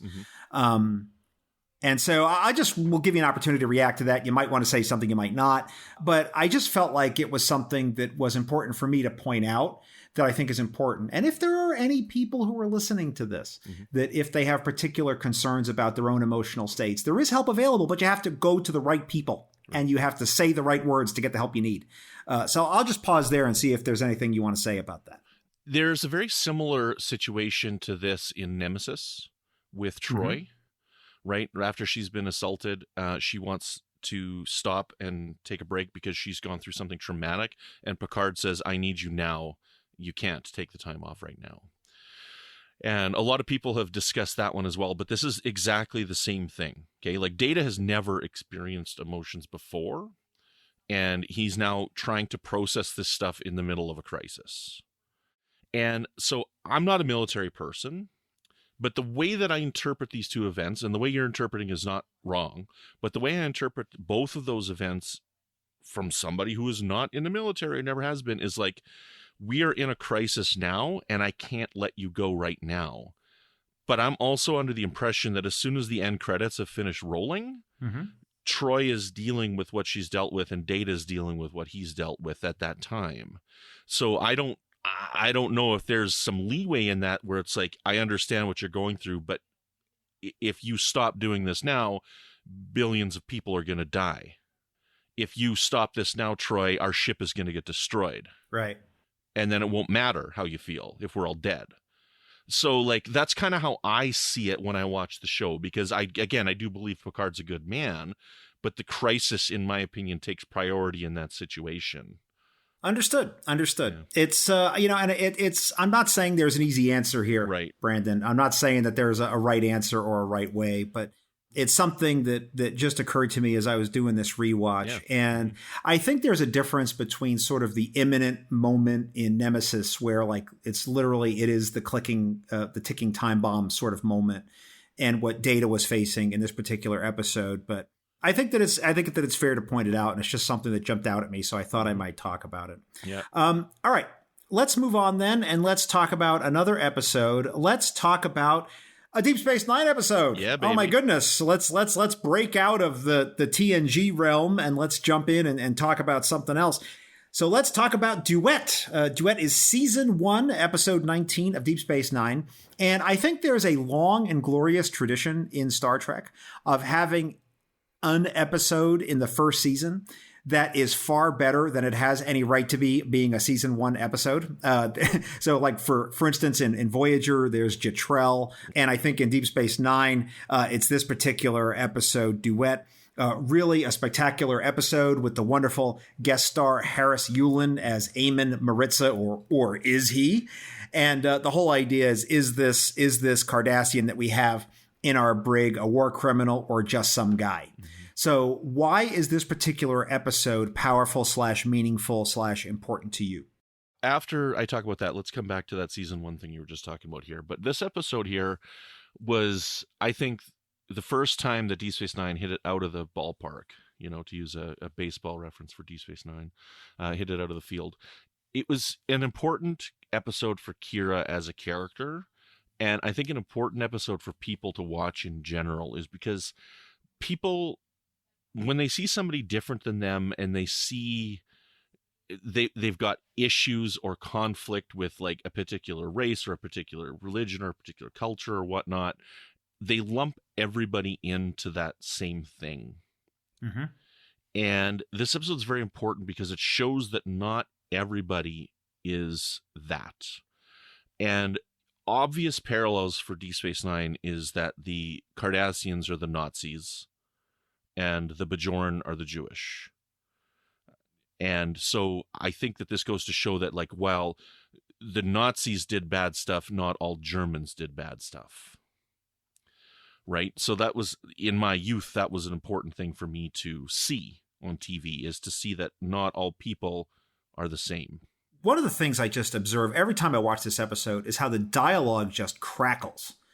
And it's so tightly written and it's so just packed. Every scene with Kira and Maritza in the interrogation room or in the brig or whatever you want to call it is just so unbelievably well done. I mean, things like, well, what did you teach at the military academy? Well, believe it or not, filing. Just the way that they had the cadence of the conversations. I mean, it appeared to me as I watched it that they must have like practiced these lines over and over and over again, right? But I'm sure they didn't have time for that. And it's just a testament to their skill. Mm-hmm. And I think that that's really essential to allowing us to have that access to feel for the characters. Mm-hmm.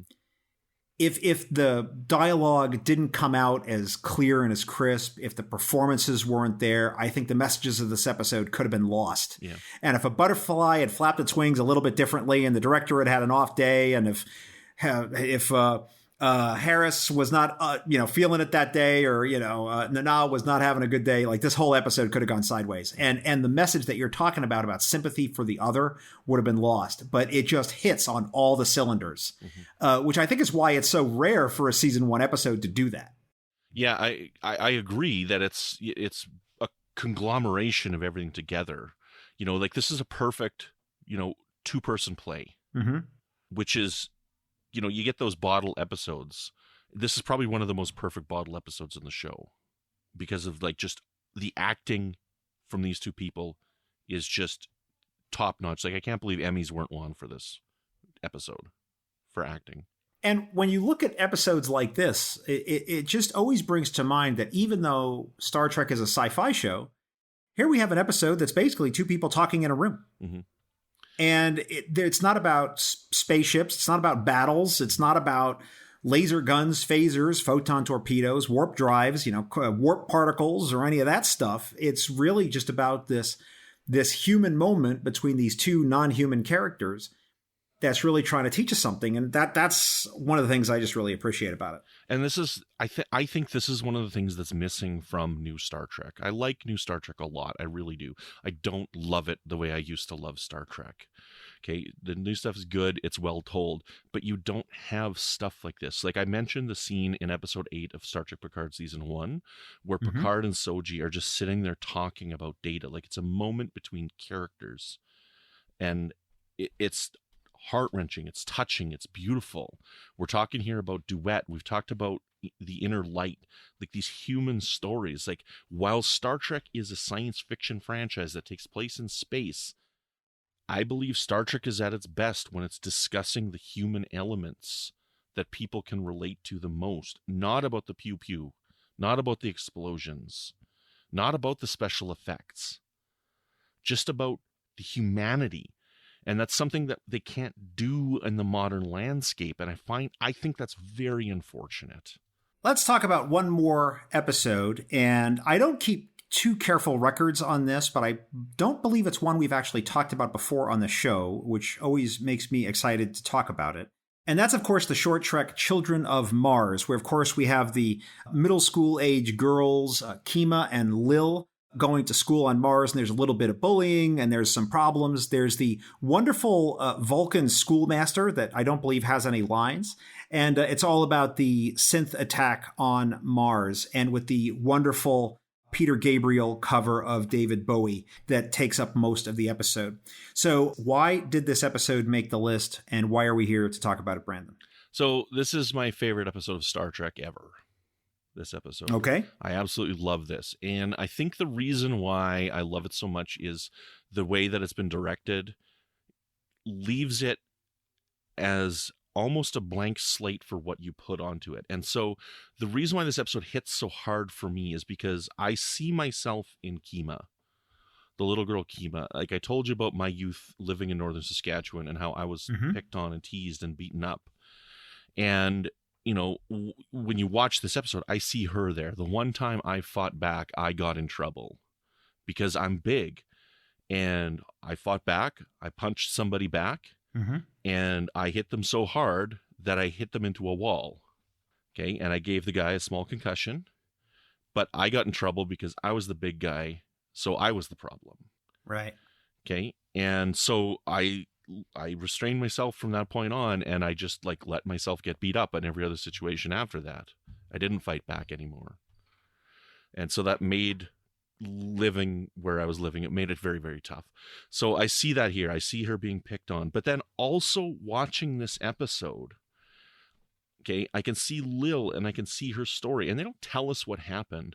We can only assume what happened because there's nothing there. So the story that I see is now I can see, yes, maybe she's the bully and she's instigating here, but she's got her own story as to why she's being this way.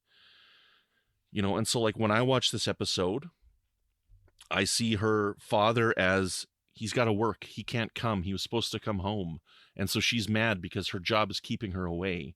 And then I put this all on myself. This is all me putting this on the story. I make the assumption that Kima's mom is her supervisor, making her stay. And that's why this conflict is going on between these two. Yet at the end, both of their parents, I believe, have died, and they're going to be united together and heal together.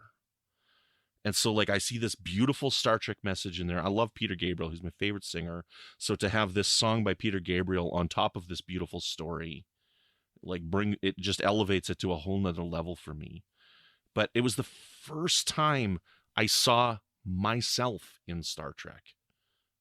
And it moved me. I was not prepared for it. I think the music is glorious in this episode, and I'm also a big Peter Gabriel fan. I've seen him live, by the way. I have too. And it was a very, very special meeting for me. And I think it did really elevate this episode in a way which was really spectacular. And one of the things that I am not sure about, I'm pretty sure, but I still have some doubts.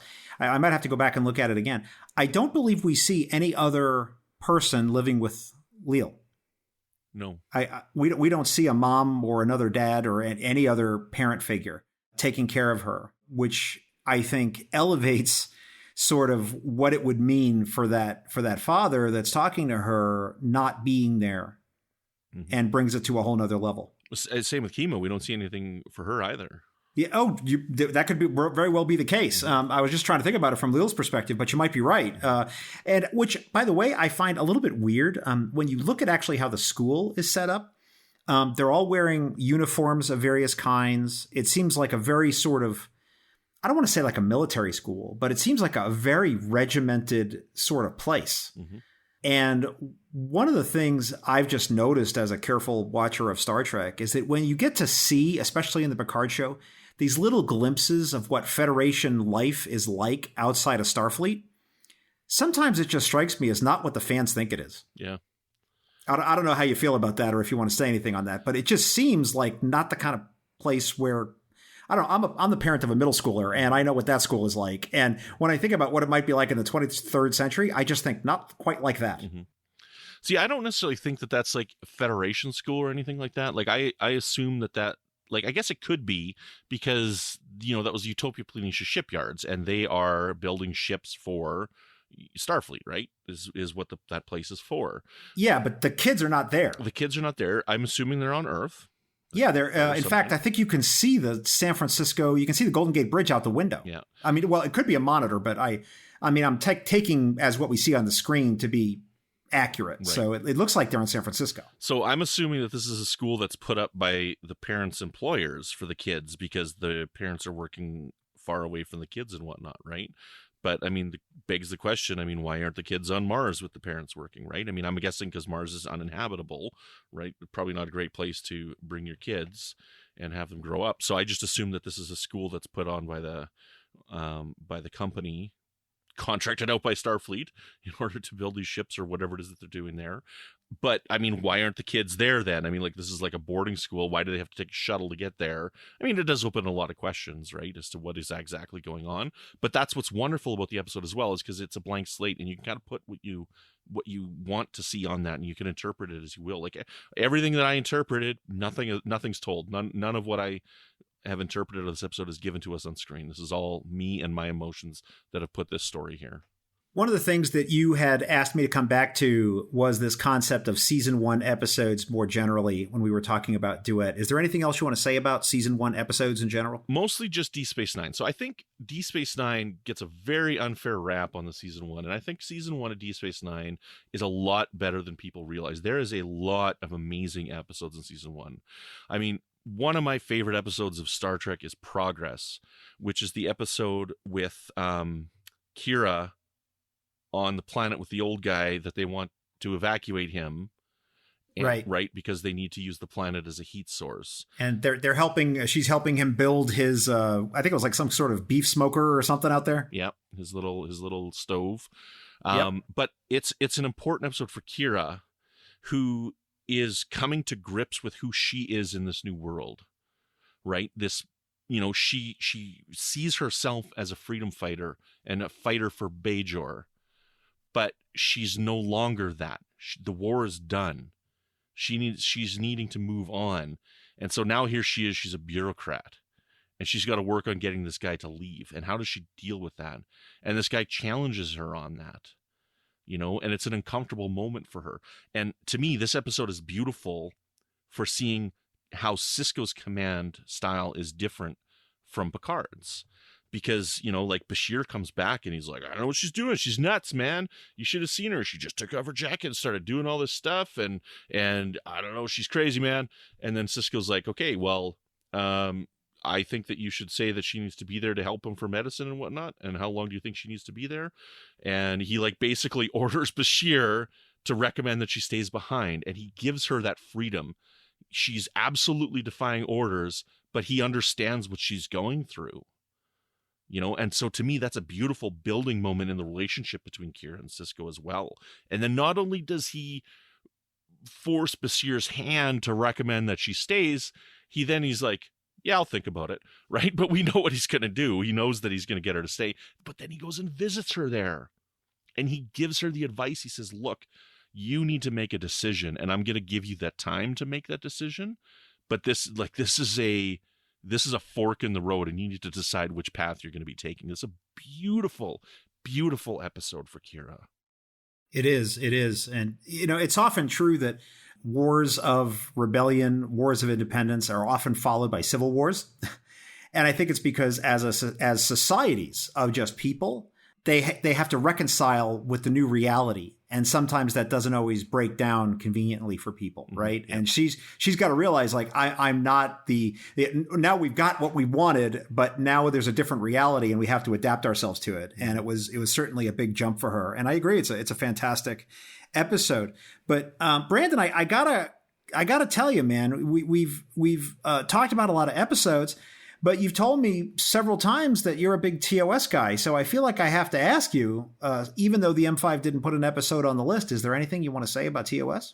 I love the original Star Trek series because while Chain of Command is the thing that grabbed me, TOS was my real entry point. Because again, like I was saying, our school was done at 3:22 p.m. Mm-hmm. and it would start at 3:30 p.m. on CBC. And I would rush home and I would watch it Monday to Friday. And, there's a lot of wonderful episodes in there, a lot of wonderful science fiction concepts that were explored in there. I love William Shatner's acting. Like, I know a lot of people think he's hammy, mm-hmm. but I think he is absolutely perfect as Kirk. McCoy, the trilogy of the three people there, Kirk, Spock, and McCoy, makes for some wonderful storytelling because the characters are so different. But there's some great science fiction. There's great human drama and there's great science fiction. And I know that I'm known on Twitter and out there as liking some odd episodes. But, there's some amazing stuff from all across Star Trek, the original series, the 3 episodes. My favorite episode of the original Star Trek is Where No Man's Gone Before. Okay. The second pilot episode. I just love it. Yeah. The tone a lot of show. people love it. Yeah. The tone of the show. I like the aesthetic look of it. I love the music. I love the story of his friendship with Gary and how he's got to kind of give that up at the end. But I mean, like, another favorite episode of mine from season 1 is The Alternative Factor. And oh my goodness. I love The Alternative Factor. And I do not understand the hate for The Alternative Factor. Everybody just craps over that episode all the time. And I'm like, you people are nuts. This episode is amazing. It's the first episode to explore a parallel dimension. Like in all of Star Trek, it's the first episode to explore that, but I love the idea of this character who's like gone mad in one universe and not gone mad in another. And he's trying to stop him and they end up locked in this battle in between dimensions. Like, I just think that's fascinating, that episode, I don't know. Like, I just don't understand why people think it's so bad. I don't know. I just love it. I love that episode so much.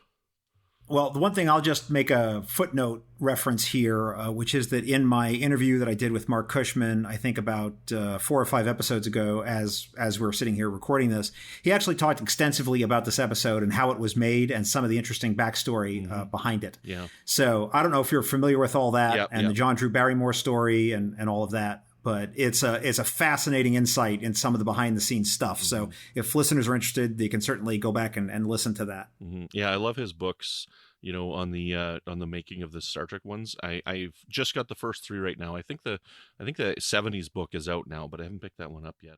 Brandon, we've talked about a whole series of episodes. You've told us a really profound personal story about how when you were a kid you were being picked on and how Star Trek comforted you. It gave you a future to believe in.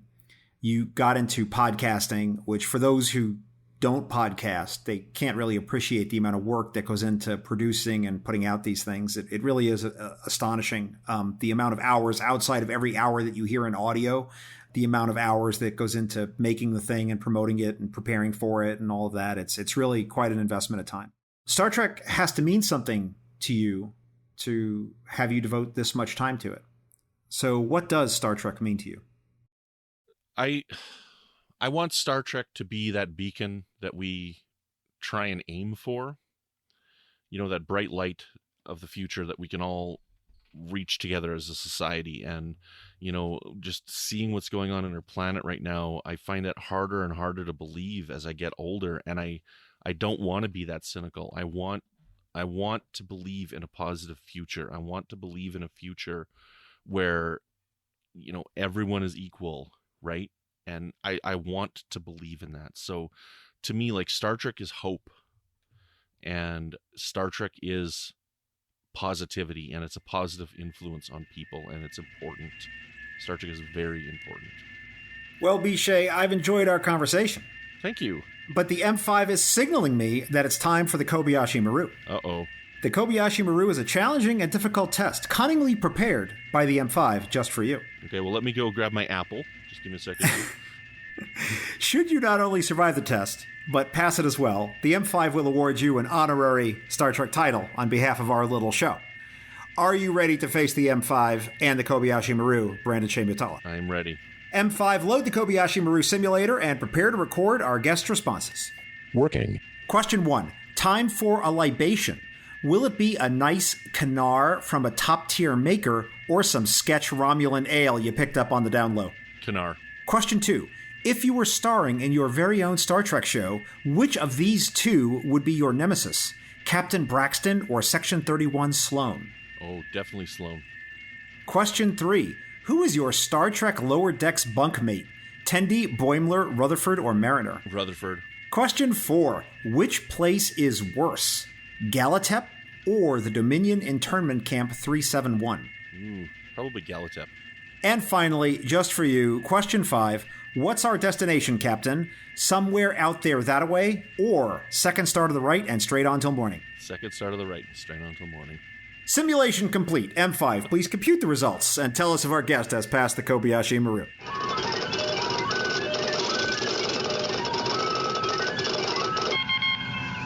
Results posted. Brandon, I am pleased to tell you that the M5 has calculated that you have passed the Kobayashi Maru simulation. Congratulations. Whew. I'm relieved. And now, the M5, who has analyzed your answers, will award you an honorary Star Trek title on behalf of our show. M5, what title shall we award our guest? Brandon is awarded the title of Holodeck Archivist at Memory Alpha. So there you go. Ooh. Oh, I love that. You know why? Why is that? Because I love The Lights of Zatar as well. That's one of my top 5 TOS episodes. Brandon, please tell people how they can get in touch with you and find all of your great podcasts and follow you if they want to continue the conversation. I know you're on a little bit of a social media break, so you can to share whatever you feel comfortable sharing. You bet. As of right now, as of the recording, I'm taking a break. I've kind of deleted all my social media apps from my iPad just to have a reset. But I am not deleting my accounts in case I do go back. So there's Twitter at Brandon-Mutala. And then I got a couple of podcasts that are going right now. So I've mentioned it, Infinite Diversity, which is all about new Star Trek. And then I have a show called Fanchise Fatigue, with no R, Fanchise Fatigue.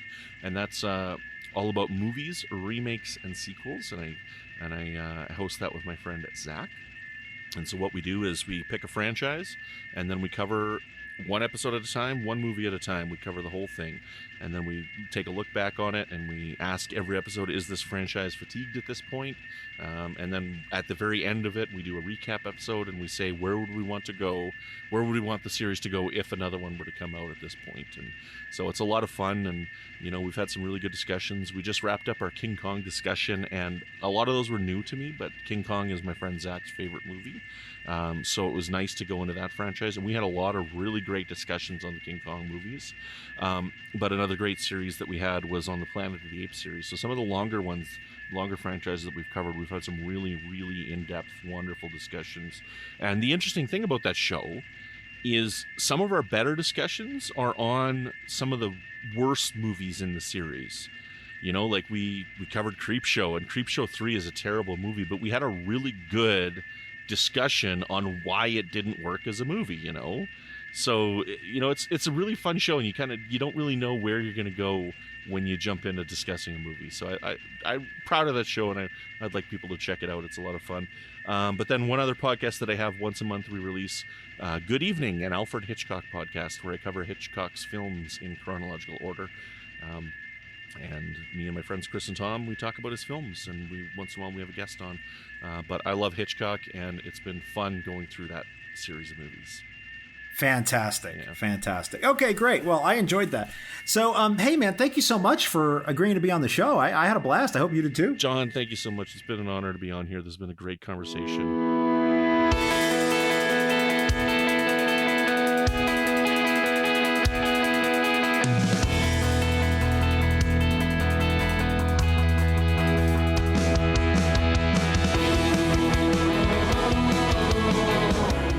Here ends this installment of the Trek Profiles podcast. And before we offer a Trek quote to close this episode, I'd like to remind you that you may send us your lovely letters of loyal listenership, your volleys of vituperative vilification, or selfie videos of yourself doing the Humpty Hump while dressed up in a Boimler cosplay to feedback@trekprofiles.com or on Facebook or Twitter @TrekProfiles.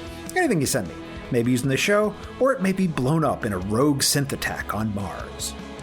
Some portions of the Kobayashi Maru lightning round questions in this very episode were written by listener Abby Summer. I encourage every one of you to send in your ideas for questions. I love to use them whenever I can. This time, I leave you with a quote from Captain Picard, who said in the episode Encounter at Farpoint, quote, "If we're going to be damned, let's be damned for what we really are." Close quote. Thanks for listening, and live long and prosper.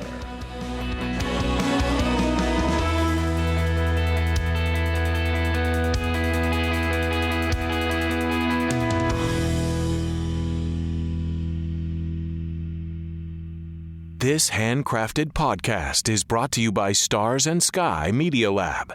It's cosmic.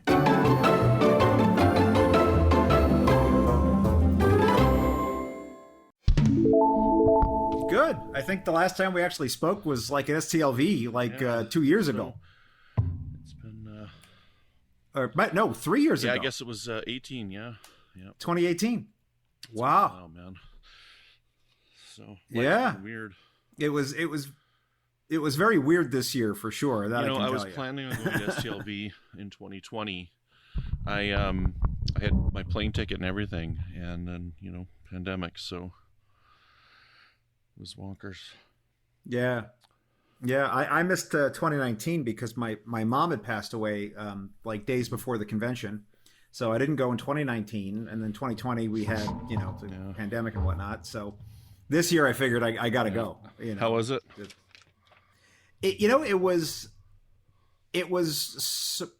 I'm of multiple opinions. It was the same as it ever was, and different at the same time. So, obviously, the whole losing the license kind of affected how they ran things, and they came up with this weird Threll idea. I don't know if you saw that, but they had all this Threll stuff, so that was very strange. But for the most part, it didn't have any effect on the programming, and the actors came, they did their bits in the main theater. You didn't get a show announcement, but those were few and far between anyway. So there was, from a programming perspective, it wasn't that big of a deal. There were more people than I had expected, but less than what there normally would be. So that was, it was pretty full, but it wasn't sold out. So let's just put it that way. And the other thing was I think most people that I saw were doing their COVID stuff correctly. I don't think there was a lot of issues with that. People were just following the rules and doing the things and all of that. For me, I chose to go, but not to fully go. So normally I would stay at the hotel, but I didn't do that this year. So I just commuted in every day. Sometimes it made for some late nights, but I didn't stay at the hotel, and I didn't plan any cosplays, because normally what I like to do is I like to do something really elaborate on Saturday. And I just wasn't sure if there was going to be a lot of people, and I just didn't want to go through all the work if it turned out there wasn't a whole bunch of people. So I just kind of just did the t-shirts and jeans thing. Well, I got to say, I've been watching on Facebook. I'm so jealous that you've got a flight license. That's something I've always wanted to do. Hey, and I love watching your videos. So, yeah. Oh, thank you. I don't know if anybody watches those. Yeah, I'm I check surprised. them out. I don't watch them all, but I check out a few here and there, and I'm like, man, I would just love to learn how to fly a plane. you know, my friend Christian, he started the whole thing. He was like, "Oh, you have your pilot's license?" He's like, I have a pilot's license too." He says, let's go somewhere for lunch. Let's fly down to Big Bear, which is in California. We'll go for lunch." I was like, "Yeah, sure." And he takes me for this flight, and I'm like, "Oh man, I got to get back into this." Nice. So that was back in March, and now I'm fully current and everything, and you know, you have to go through some training to get back up to where you were. So I had to go through all that. And right now I'm actually doing my first plane transition where I'm learning a new plane to me. So I learned in what they call a Cessna, which is basically like the Honda Civic of the sky. And I'm learning the Piper now, which is a very different sort of, it's the same style of aircraft, but it has a different configuration.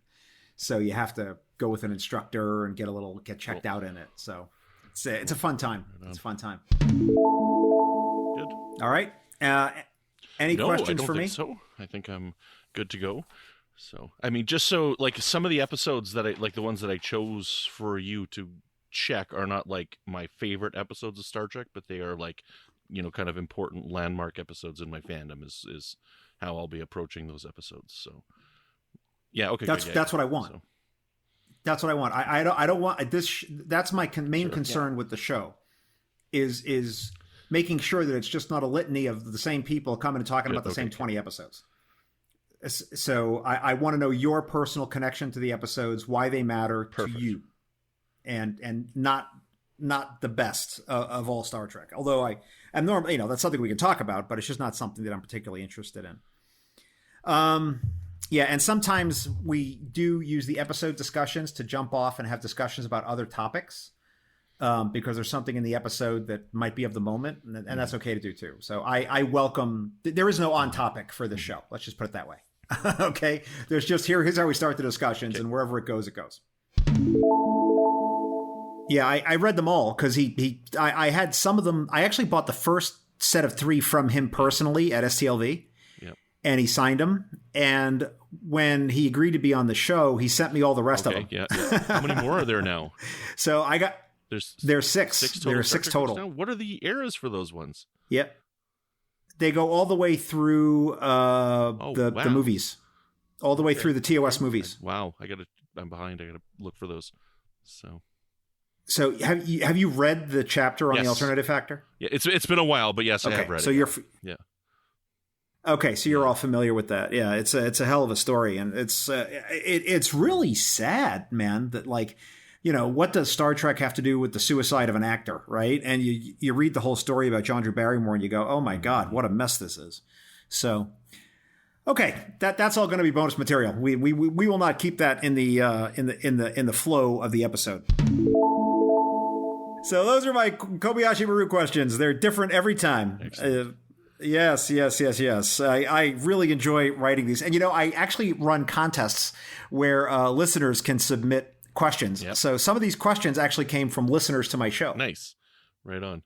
Well, yeah. I'm definitely choosing Kanar because I think Romulan ales probably get like a bit of a minty taste to it.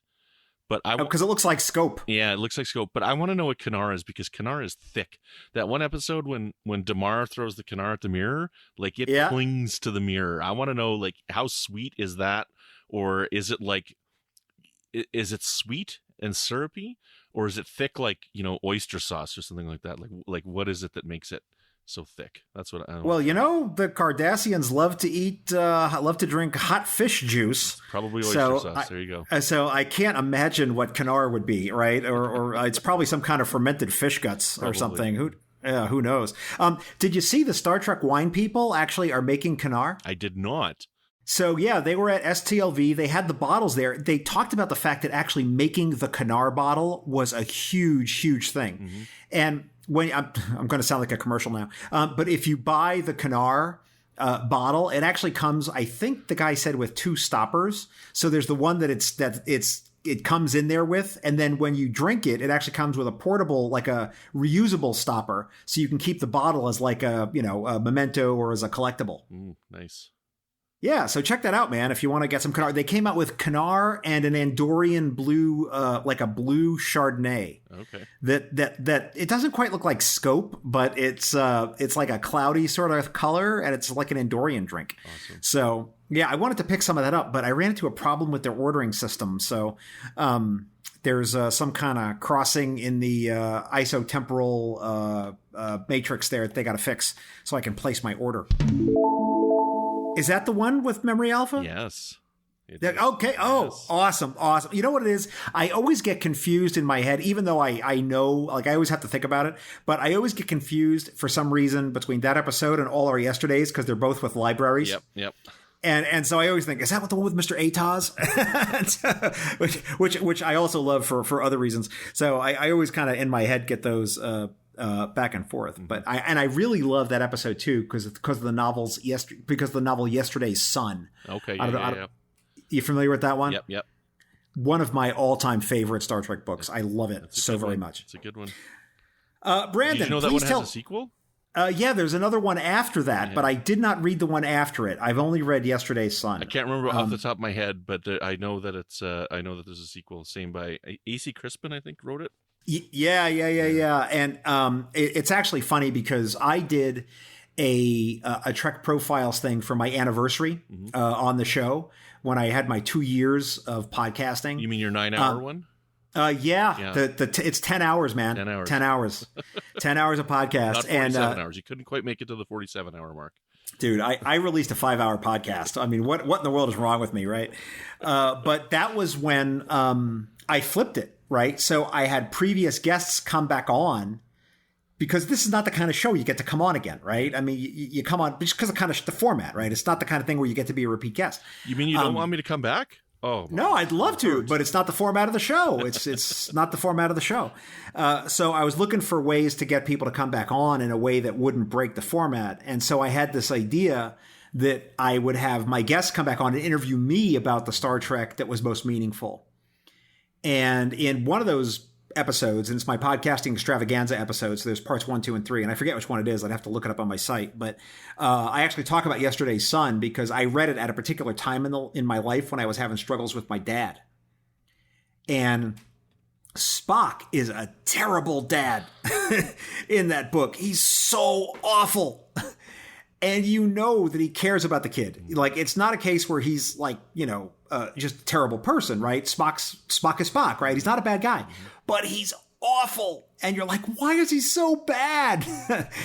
And that book actually helped me understand my own dad a little bit. Oh, nice. At a particular point in my life. So it holds a special place in my heart. And I almost feel like I don't want to read that sequel because if it diminishes or like flips anything from that first book, it's going to make me mad. So it's almost like I don't want to know.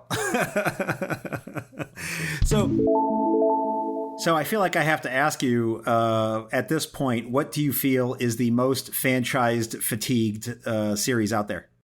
Well, we went into Blade. We covered the 3 Blade movies, and I didn't really like those, but I'm not a big superhero movie as it is, like comic books and stuff. I'm not really into, but I think every episode I'm like, yep, this is fatigue.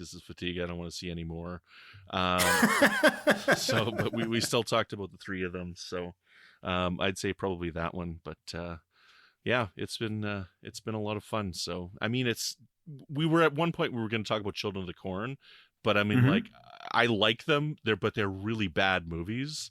And so, like, when we were scheduled to do them, I got cold feet, and I'm like, look, there's 11 of these things.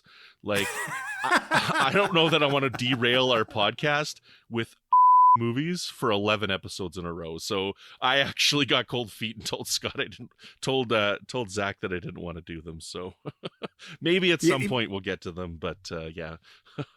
Maybe you need to cover like a couple of movies in an episode just to get through it a little faster. Yeah, possibly. What franchise do you feel is the least fatigued right now? Oh, honestly, probably the Planet of the Apes movies, man. Like, I could watch like 1,000 of those. Those movies were a lot of fun. I mean, we got the announcement when our first series that we covered was Mission Impossible. And I mean, like, we got the announcement while we were recording those that we were going to have a 7 and an 8. But I mean, like, I think that's a franchise that's just getting better and better with every entry, you know. So I'm looking forward to more of those for sure. What's a standalone? Now, we didn't plan any of this. I'm just like throwing out questions here. What standalone movie is most ripe for a franchise that doesn't have it, in your opinion? Oh goodness, I'd have to think about that. What should have a franchise but doesn't? Oh my goodness, I'm not sure. I've never thought of this before. Oh, we're treading new ground. Yeah. Oh, I love it. That's a you know what? That's a good idea for a bonus episode on my show, I think. So, but I don't. You know what? I don't even know if I could answer that question. So I'd have to give it a good look. Take a turn over my corner here. Look at my movies on my walls here. You know, I watch so many franchises that I don't know if I could think of a solo movie right now. So I put you on the spot. You're speechless. I am speechless here. I'll tell you what. Okay, how about we go with this one here? We go with Enemy Mine. Ah. Okay, and we could like totally discuss the war that's going on between the Drax and the humans. What do you think? We totally could, right? We got to get the backstory, right, and figure out. You know, first of all, I want to know more about the Davidge family. Mm-hmm. I want to know more about the Drac and what their story is, mm-hmm. right? Yep. That's a great movie that we never got any follow up for. Yeah. Are you excited about the upcoming Dune movie? I am. You know, I'm really hoping I get a chance to read the book before the movie comes out, but it looks fantastic. I'm not a big fan of the David Lynch movie. I've seen that. I didn't really like it, but this looks fantastic. This is the guy that did Blade Runner 2049, right? Yeah. I love that movie. I think that movie's fantastic. So I'm really looking forward to Dune. I know my wife is really looking forward to it as well. There's a lot of good stuff coming out. I mean, like Matrix 4 is coming out right away here. Like, this is a good time. Halloween Kills is coming out right away. You know, like there's some good movies coming out, man. So you haven't read Dune? I have not read Dune. I would strongly recommend reading it before you go see the movie. Okay. Only because one of the problems I think with the Dune franchise, with it trying to put Dune on screen, is that so much of the book takes place in the interior minds of the characters. Mm-hmm.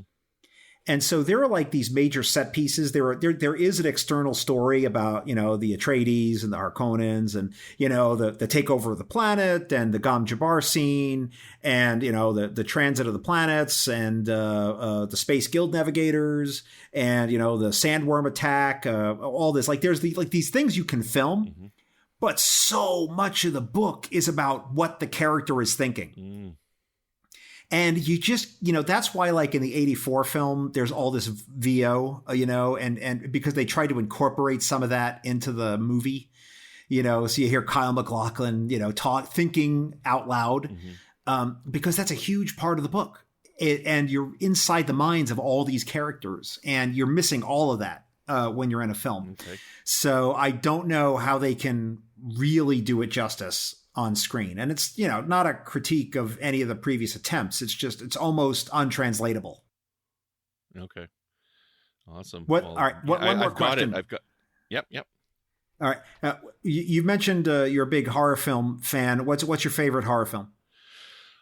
Favorite horror film? I really like the Halloween franchise. Mm-hmm. And I really like the Friday the 13th franchise. So you like slasher stuff? I do like slasher stuff.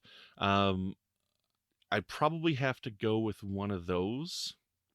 So a lot of my sequels I think are better. So like personally I think the original Halloween 2 is better than the first one, and I think the Friday the 13th Part 2 is better than the first one. But I mean, like out of the Friday the 13th movies, I think the remake is actually the best. So I love that horror movie. So at this point in time, I'm going to say the remake of Friday the 13th.